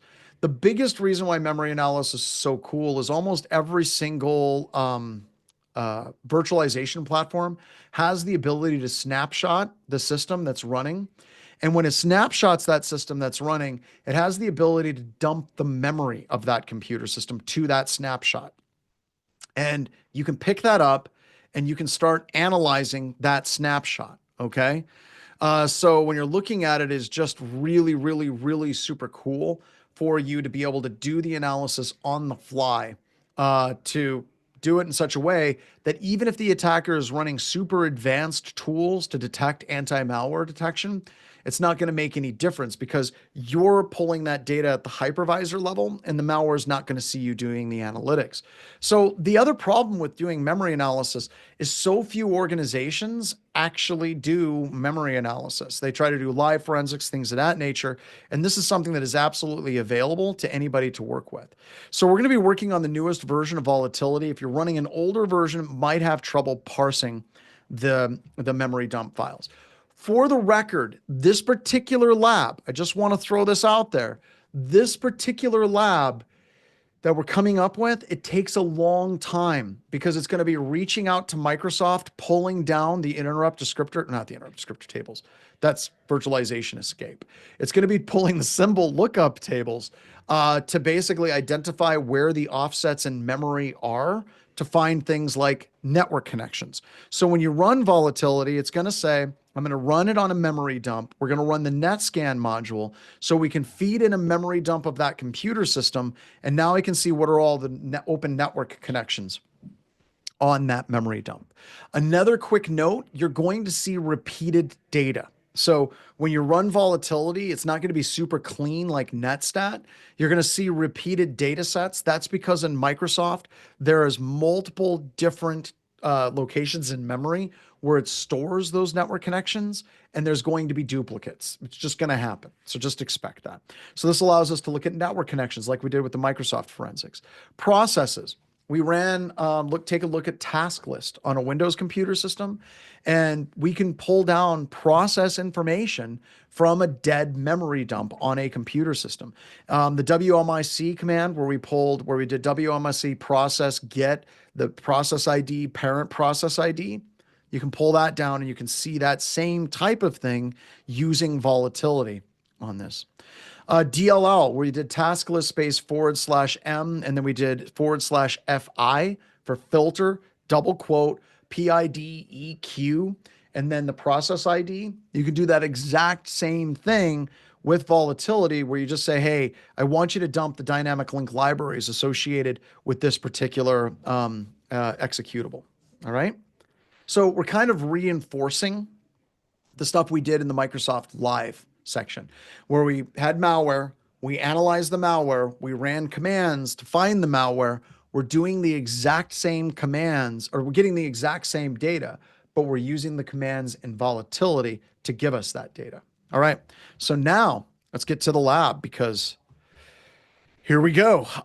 Just lots of labs in this class. So many labs.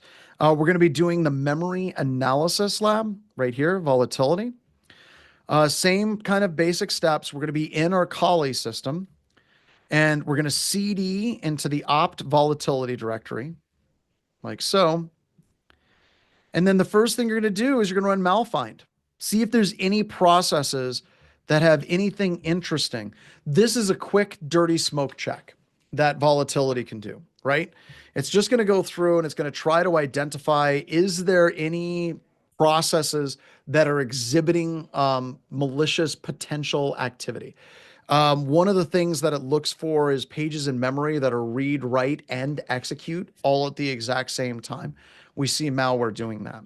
Now, with all of this, okay, it's going to take a while. That's why this lab is going to take us up to and through the break. And I'm going to we're going to resume at 15 after. So this is going to be like a full half an hour lab, 30 minutes when we get started, because it appears that it's going to hang. And what it's doing is it's reaching out to Microsoft. It's pulling down the tables of where the offsets are for this specific memory dump. And then it starts doing the analysis. So it takes a while for it to run. I'm going to go ahead and I'm going to Julia Childs this. So I'm going to run these same commands as you all are running, and I'm going to run them. So there we go. Pulled it down. Now it's starting to do the analysis. It takes a while for it to do. Now, a lot of that is because the systems are slow. There's not a lot of memory given to these systems. And that's because we have 270 people running it. So just keep that in mind. Bang. Now we've got some really cool stuff that it was able to find. So I'm going to slowly go through. You're going to see me running these commands during the lab and the break, just because I want to walk through it. I don't want to sit here and do this manually. When we're doing the walkthrough, I want to do the walkthrough and explain what we're actually seeing with this as well. All right, so that is the lab. So with this, you can see it says, oh, okay, malfind. So this is not like a super crazy effective way to detect malware. That's like, oh, malware will always like behave this way. It doesn't always behave this way, unfortunately. But what it's looking for is it's looking for memory locations that are execute, read, and write. So when you're looking at memory pages, a lot of times they're read, sometimes they're write, sometimes they're execute. But when you're looking at read, write, execute, that's kind of the indication that the malware is doing some weird shenanigans with the memory itself. Now, if you look at this in a little bit more detail, you're going to see that it isn't just trustme.exe that's doing this. You're also going to see the search UI does it as well. And that's just a Microsoft weirdness. Like you're going to see situations where malware generally does this, and then you're going to totally see legitimate software that does it too. And I think that this is a blessing and a curse, right? It's a blessing in the fact that we all have job security, which is great. But at the exact same time, it's kind of a curse because we have job security. There's just constant ways that malware can be used to bypass the existing kind of controls and protections that we put in place. And this is just one of those quick little checks that you can run to identify it. The next thing we're going to do is we're going to be running Windows NetScan. And I was pretty happy with the way that this one turned out. And I'll explain why I was happy with the way it turned out. But what it's going to go is it's going to look through the memory on the system and it's going to attempt to identify what are all the open network connections that exist on this particular computer system. Now, unfortunately, there's no like super easy place to say, go to this particular memory location and you're going to find all the network connections. It actually is looking for multiple different locations on where memory connections can reside. And that means that you're going to see multiple repeating entries in here. So we're going to be looking for established and sin sent. And I'm going to show you why. You can even look at closed too, because that means that it was an active connection. So I'm not going to jump, excuse me, I'm not going to look through the listening, but you can see I have an established connection on the inside of the environment right here, right? Now, somebody had mentioned earlier that if you see a lot of internal connections between workstation to workstation, is that something to panic about? And I'm just going to say yes. Specifically when you're talking workstations communicating with other workstations on that network, that is absolutely something that you should be panicking about, because your workstation should not be talking to each other. They should talk to servers, servers should talk to the workstations, but workstations shouldn't be having like communication and talking with each other, like literally flipping ever. All right. So right here, we've got lateral movement. But the thing that sucks about Windows is what made the lateral movement. What does it say? What is the process that made the lateral movement? Any takers? Look closely. You can see it. It's the system. So if I'm on a Windows computer system and I run netuse star, so you do netuse space star space whack whack IP address whack $, that is not executed by the command prompt. That is not executed by conhost. That is not executed by my malware, but it's actually executed by the system process that makes that connection outbound. Now, all of those executables will be invoked. You're going to see conhost, you're going to see the malware, you're going to see the command prompt. But whenever you're looking at what's actually making that connection internally via SMB to another Windows computer system, Windows in memory, whenever you're looking at it from a network connection using something like scanhost, it says that slash. I don't know which way they're showing up in your camera. But whenever you're mounting a share on a Windows computer system, you have / IP address / $. So hopefully that makes sense. But that's what the attacker would do, is they would mount that share on that remote computer system using like a netuse command. But as you can see, it doesn't say that here, right? So this once again goes back to, if you are trying to do an investigation, if you're in court and you're talking about these things, you need to look at these things and try to understand what's going on. And sometimes there's no clean answer. Like, you just don't go online and find the answer. Like, I'll talk about it in my class. Maybe a couple of other people will talk about it in their classes. But by and large, it's this weird sort of tribal knowledge that like hardly anybody actually knows, that isn't doing this stuff constantly. So yeah, that's what I would call a problem, right? But if you ever get to court, one of the things you can do is, instead of saying, well, in my experience, I've seen this multiple times, that kind of sounds like a BS answer. A better way of saying it is, I replicated my results in a lab with my theory, and what I saw in my lab systems matched my theory on what the malware was actually doing. And then I would document that. And that's really helpful when you get to court. That is really, really helpful for you to kind of like show, here's what I'm seeing in the forensics investigation evidence, and here's my theory, and then I recreated it, and then you see the exact same results. And that is incredibly powerful with judges and juries, because it shows you're kind of using that standard, scientific method. Now here you can see that this is our malware. This is trustme.exe. It's on port 4444 to a DigitalOcean node 172.104.59.60. Totally sketch port, by the way, a default port for Metasploit. But you can see it's a closed connection.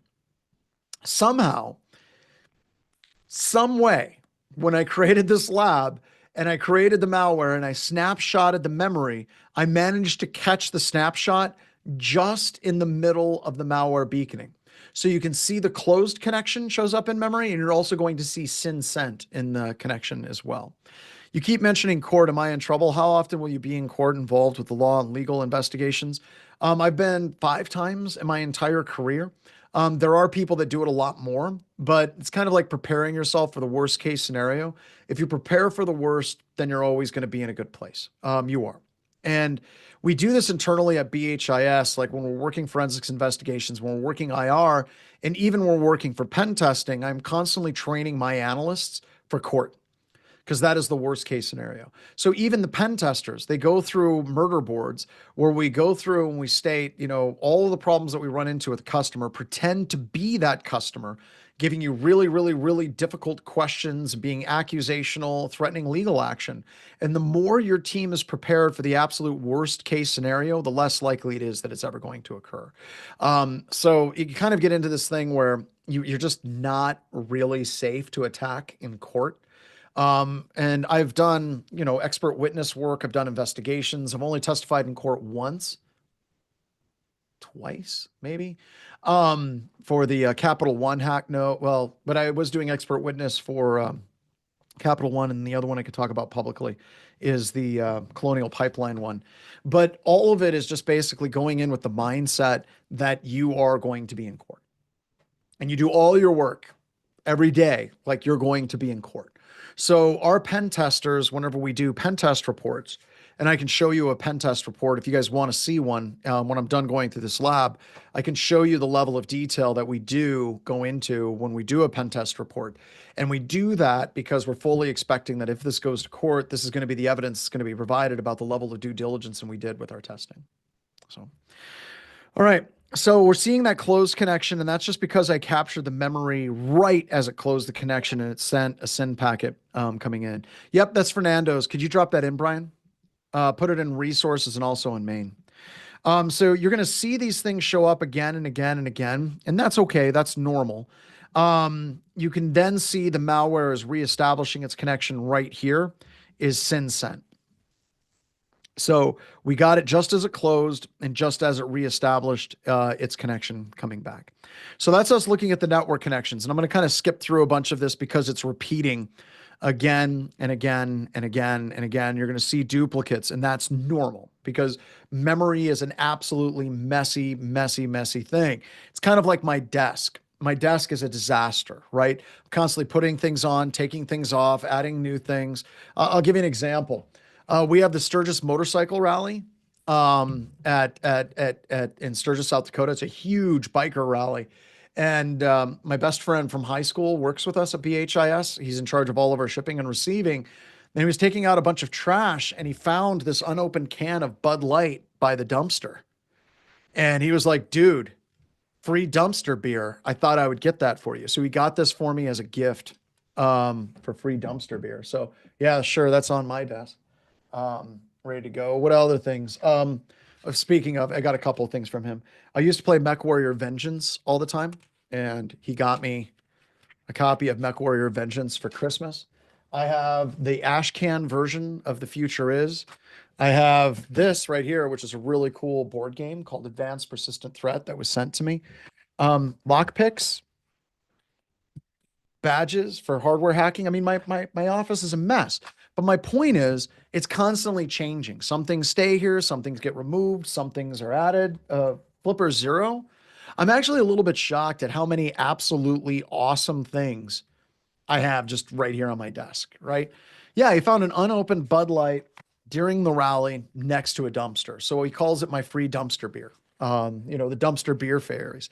That's not that big. It's about that big, I guess. Oh, look, now that is a Dayashi or a dire wolf. Many people would say it's a mad cat, Nathan, but it's a dire wolf. All right. So we looked at the network connections, and you see that kind of messiness that I have on my desk. You see that in network connections all the time. I also have super cute stuffed animals as well. So we have a mess. So you're going to have this stuff repeat again and again and again and again that you're just going to see show up. So now we're going to look at process list information with PS list. And this is giving us the process IDs, and it's giving the parent process ID and the process ID. So the process ID is on the left, the parent process ID is on the right. And we're going to scroll down and we're going to take a look to the point where we see trustme.exe. Now, we started investigating trustme.exe because we had the malfind said, hey, there's something really, really, really weird. We started looking at network connections. The network connections, that is a stone rhino. So are we gonna play the game, throw the mech up, and see if John knows what the mech is from Mech Warrior? It's gonna be fun. So we got a stone rhino. It's one of the only mechs that's 110 tons at all. Yeah, BattleTech is great too. Name that mech. All right. So I'm gonna scroll down until we actually get into trustme.exe. And here you can see all of the different commands. You can see that trustme.exe was begat by explore, and that's just because it was double clicked as just an executable on that as well. And then you have cmd.exe, and that's where it invoked the command prompt. And then you have the net command, and the net command is the command that net use. If you use net use, that's invoking net. And then net invokes conhost for making the connection on that as well. Nothing says stealth quite like an Atlas. Is that your recon team? What are you, Steiner? Oh, this is going to be really weird for a lot of people coming up on this. But if you haven't played BattleTech or Mech Warrior, it's a lot of fun. So we got an adder, we have a Warhammer, lots of cool things going on. But check them out; they're great games. The first Mech Warrior I ever played was Mech Warrior 1, and then the original BattleTech, the Crescent Hawk's Inception as well. Yep, the name of it's APT, Advanced Persistent Threat. Got it from a friend of mine. And there's the report. Could you drop that in resources as well, Brian? All right. So now we can see those network connections all spawning off that trustme.exe. And when you're looking at this hot mess right here, like this is malware. Like if you have a process that's invoking cmd.exe and it's making net connections and we got another cmd.exe and we have conhost, yeah, that's bad. That's bad. Systems popped at that particular point as well. So we'll get to the posters. Hey, save those questions for the Ask Me Anything. All right, PS tree is just another way of showing the hierarchy of what process begat which other processes on this system. So you can see trustme.exe invoked cmd.exe, which invoked conhost and net as well. So very, very, very good. The final one is DLL, where I want to look at the dynamic link libraries for my malware, and you should see some interesting things. We jump in on that process ID of 5452, and there you have it. We absolutely have the exact same dynamic link libraries that we see for a ton of malware out there as well. All right. So let's go ahead and get into the Ask Me Anything. Whatever you guys have, type it in. I'll answer some of the questions. One of the questions that people are asking is what's up with the posters behind me? I am really, really, really into Polish movie posters. And the reason why I'm super into Polish movie posters is because Polish movie posters have to be created by an art student in Poland. So they tend to be a lot more interesting than just your standard movie posters. So I have Firefox, which is a poster that's a Clint Eastwood movie that I watched quite a bit in the 80s. That's the Terminator poster. I've got a really cool one that's a Godzilla poster.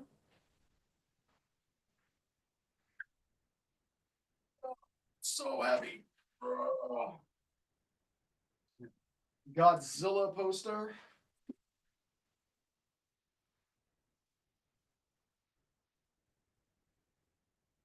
So that's it. It was what? Uh, how did I get? Okay, I don't understand what Decalogue is. Did I watch the Decalogue? I don't know. I haven't ever watched Decalogue. But how did I get invited to the meetings for the Department of Interior? So when Judge Lamperth shut everything down in 2001 in December, um, it was a kind of a panic moment. I was working for Accenture at the time for the Department of Interior. They hired a pen testing firm, and I'll get to that here in a couple of seconds.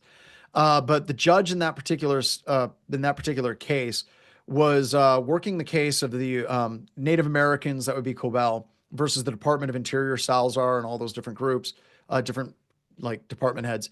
And the accusation on the Native Americans was that there was mismanagement and misappropriation of Native American funds from oil and gas revenue on reservations. So whenever there was a series of treaties with various Native American tribes, we threw Native Americans to some of the crappiest possible land we had in America. Not trying to get political. This is just facts. I grew up in South Dakota. I've been on reservations my whole life. They got absolute garbage property, right? So they're like, oh, let's just throw them in Oklahoma because there's nothing there. West River, South Dakota, but not the Black Hills because there's gold, even though that was given to them in the treaty. And turns out that a lot of that really, really crappy land in like Colorado, California, in Oklahoma, oddly enough, not much in Texas, had a lot of oil. So the United States government said, hey, we'll take care of all this sweet, sweet, sweet, awesome Texas crude, and you all will just send you checks. Trust us, we're good for it. Turns out the United States government kind of screwed the Native Americans over. I know that that sounds weird, but it totally happened.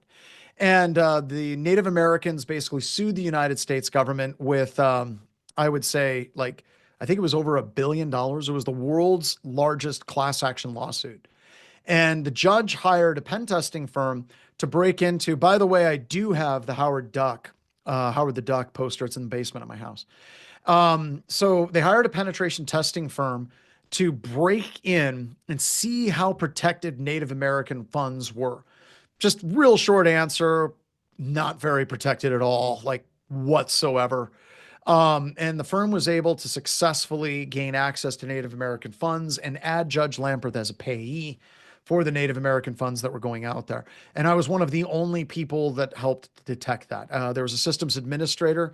Yes, it is the Joy Division shirt. And I'll get to the Joy Division shirt here in a couple of seconds. But they were able to get in. I worked with systems administrator. I looked at var log messages on a Red Hat server or some Linux server. I'm pretty sure it was Red Hat. And we saw one of the attacks that they used. I was able to help detect it.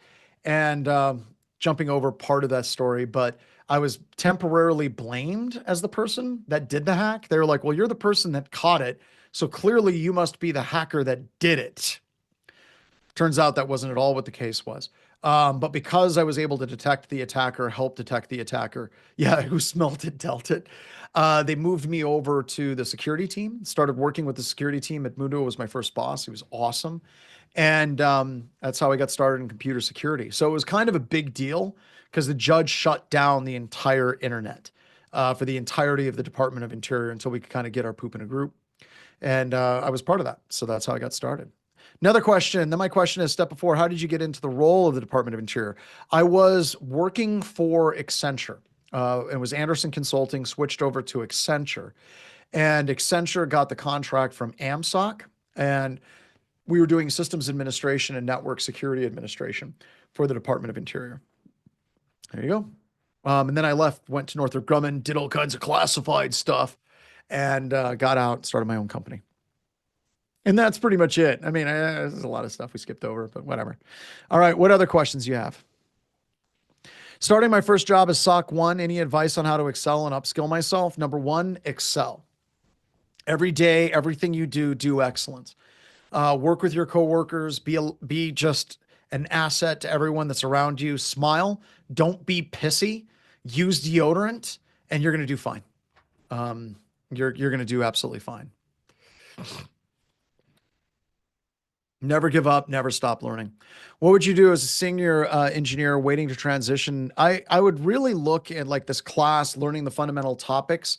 And then tomorrow we're going to be releasing to you all the first kind of dry run of our AST like core certification. And it's a pay what you can cert. And it's going to be good. Where did I get my training from? Since your great company did not exist yet, I got a lot of my training was self-trained, and a lot of it was the SANS Institute. I did the CISSP was my first cert. Second cert was GCFW. I'm going to come back to that in a second.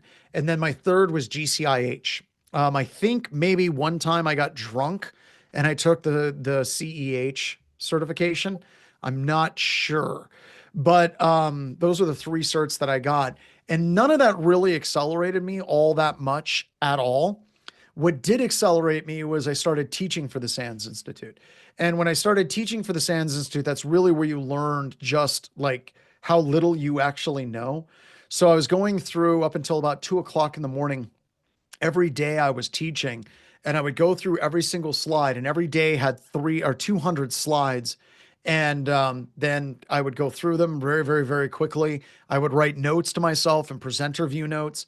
And I would try to write down 3 things in every single slide that the author, in this situation, Ed Scotus, did not put on that slide. So I wanted to make sure I knew more about what was going on that slide than what the instructor put.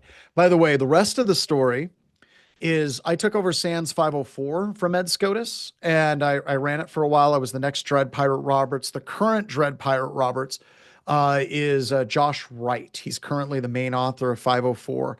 And just so you all know, I came to find out years later that the pen test, well, it's rumored that the pen tester that broke into the Department of Interior that I was working with that launched my career into computer security was none other than Ed Scotus himself. So I owe Ed a tremendous amount of gratitude. The man never pays for dinner or lunch or anything around me at all.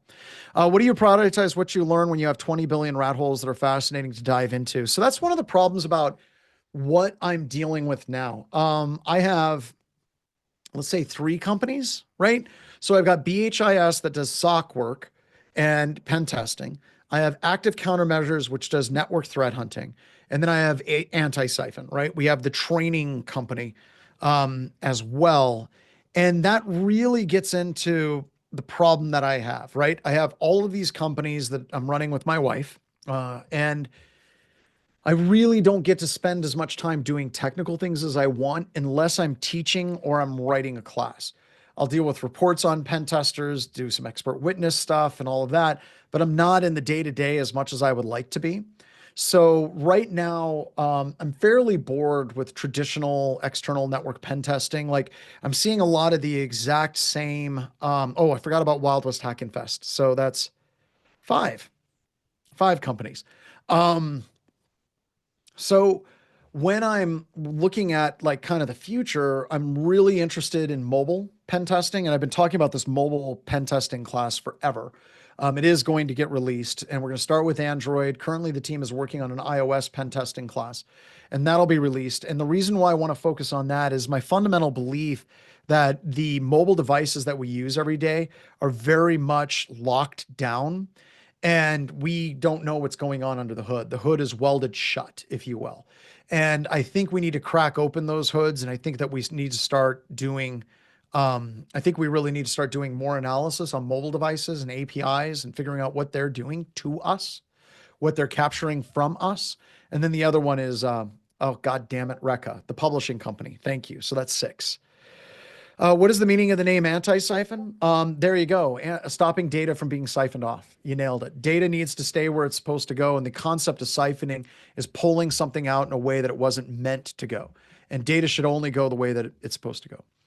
Do you have any volunteer or mentorship programs available in your team? No, I do this as that mentor thing. Like I can't take a mentee.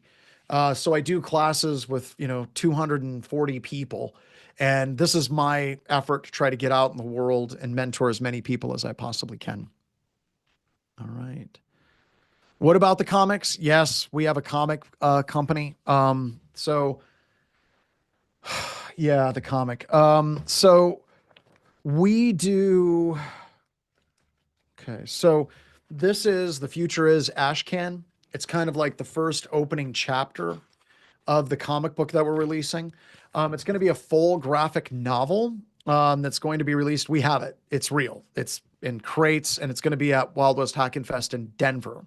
And we're going to be handing it out. It's a full graphic novel. I can't remember how many pages it is. It's huge. And it's a comic book about a group of hackers that are hacking for good. And they're doing all kinds of hackery type things. But the point is, every single hack that happens in the comic book, you'll be able to do that hack. There'll be an IP address, there'll be a QR code, there'll be something that will be a trigger so you can actually do the hack that's in the comic book. So literally, you'll be able to be the hero in what they're doing in the comic book itself. So this was a Kickstarter project. We got fully funded in like under 45 minutes. And it's going to be released. So be sure to sign up for Raka Publishing, and we'll be shipping that out. Also, I'm pretty excited about this. Um, I'm really excited about this actually. We just got picked up by a distribution company. I can't remember what the name of it is. Lunar. So we just got picked up by Lunar Distribution. So our comic book is actually going to be in comic book stores.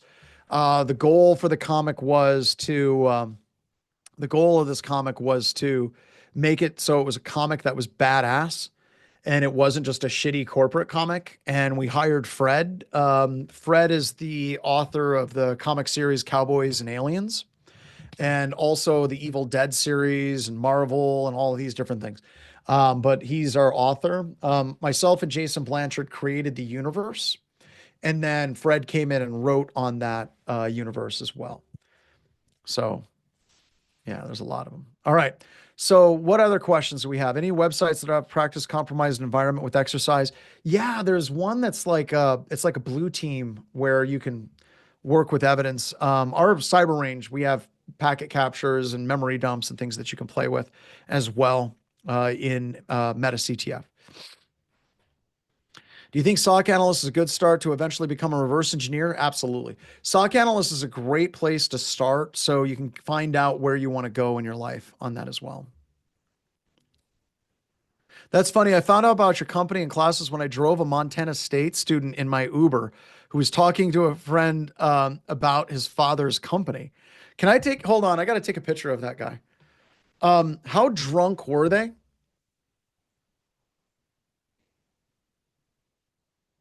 Guy? That is my oldest son, not too drunk. My oldest son is currently attending Montana State University. So that's kind of funny. There you go. Is it possible to get into forensics law enforcement without being a sworn officer? It absolutely is. You just basically talk to law enforcement officers, say that you have services, and then you can start doing that work as well. I have the Cisco ethical hacking certification. I thought it was a bit unnecessary. The course itself was okay. It taught a lot of basic concepts, legal, GDPR related. I'm curious what others to think about if even knows capture the flag challenge is part of it. OSCP is kind of the big one. Hack the box, try hack me. Those are the big ones, right? And we're starting to look more and more, we're trying to work more and more with trying to establish these cyber ranges as viable alternatives to certifications.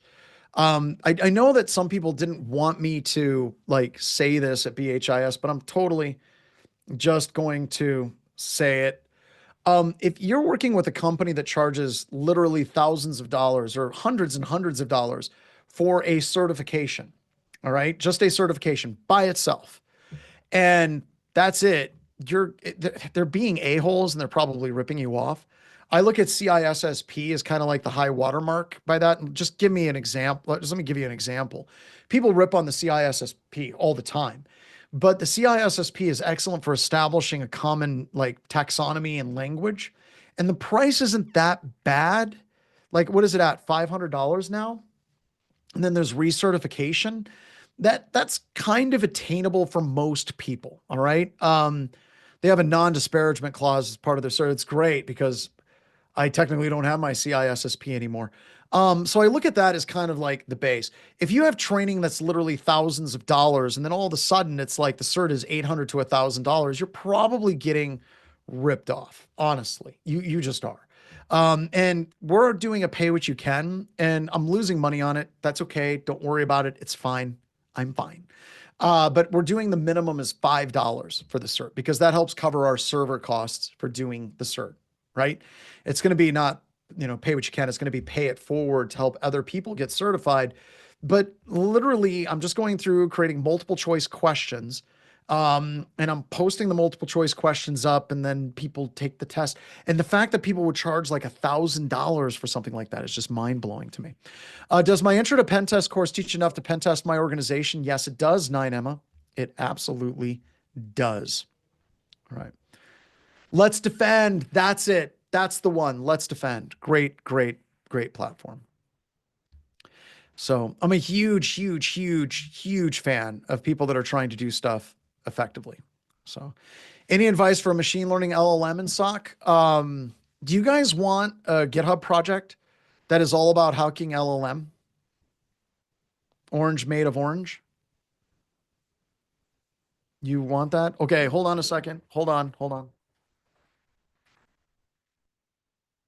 Hey, Ben, can you guys shoot me a link to the LLM, the AI hacking GitHub project that you have?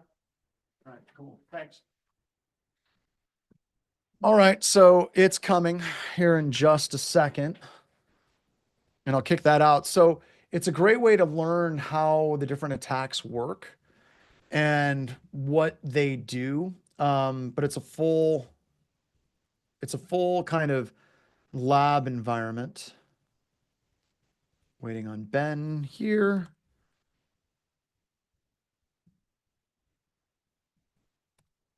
There you go. So that's a really good place for you to look at it.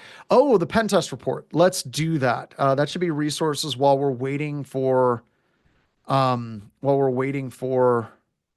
to get me that link. Let me go here.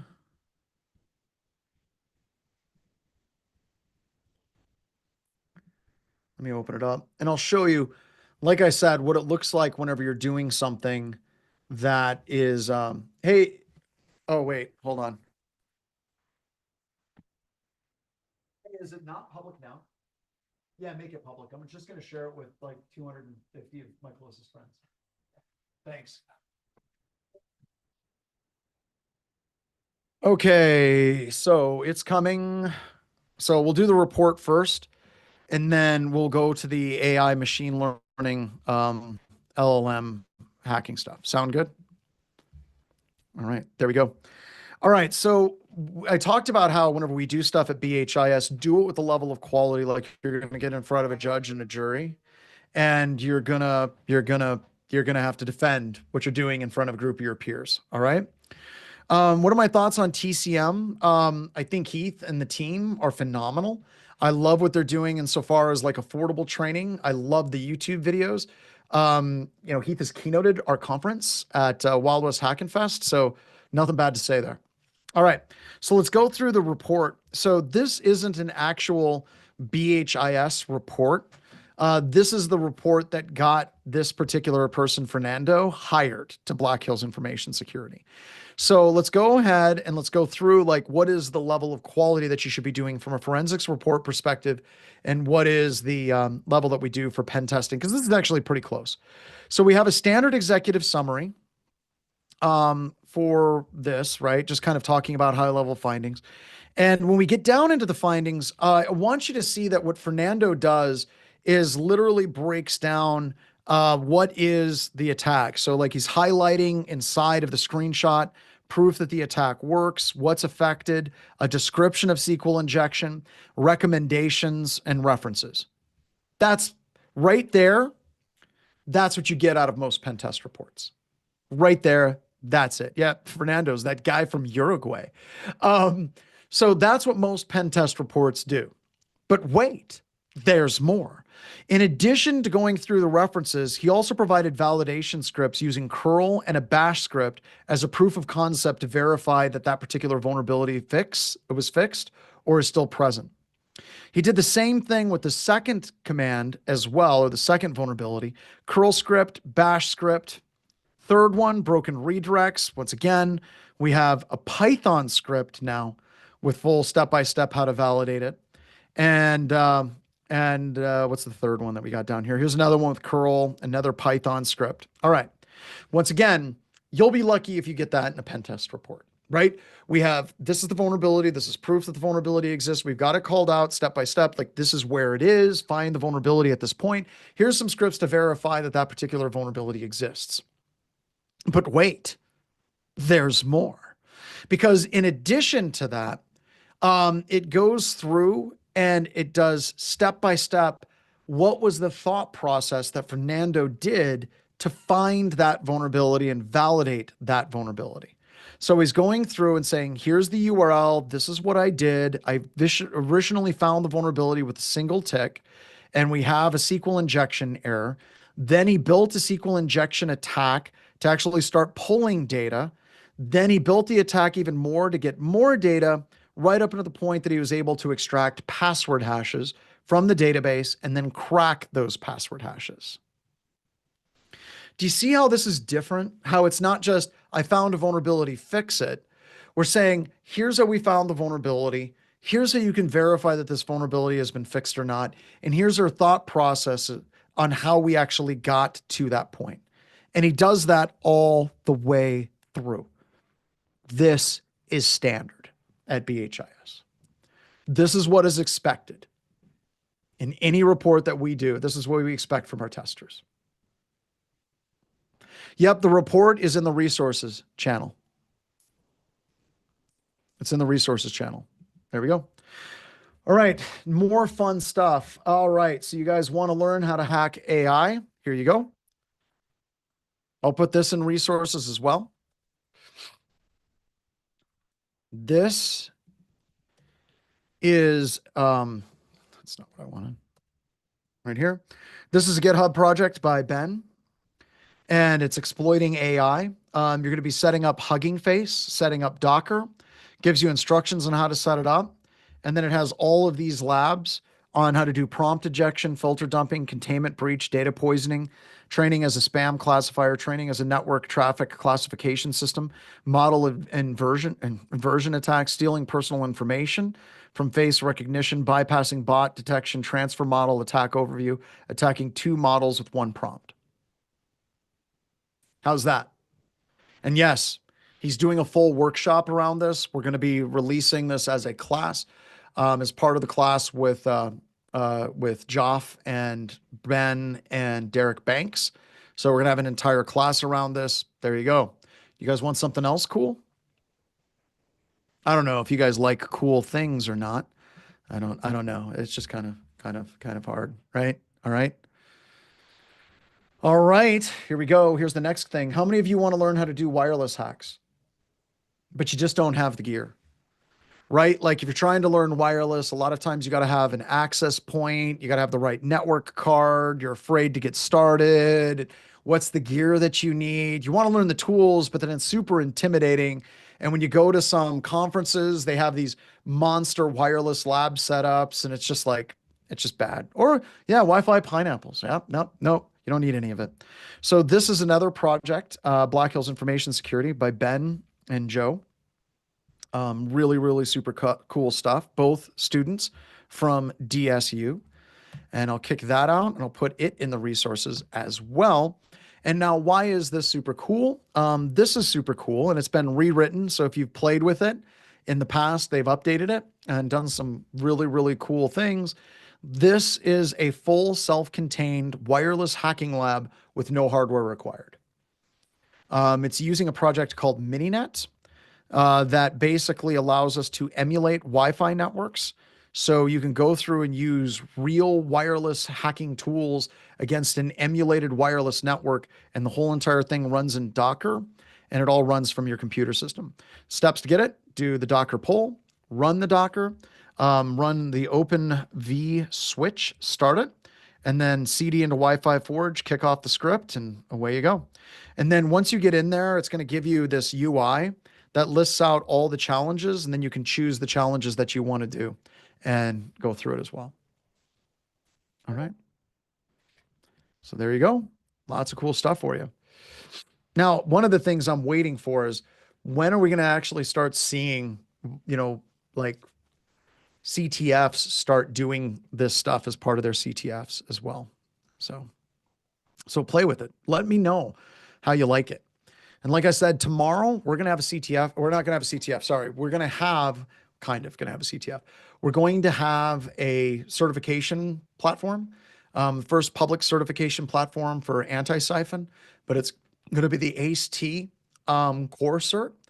It's going to be pay it forward. Minimum price is $5. Goes up from there. And that's basically just helping people get into the industry and help people breaking into it. You got to show up to class tomorrow. I will share it with students, and you will all be the first group of people to get through the process of being ACE-T certified as well.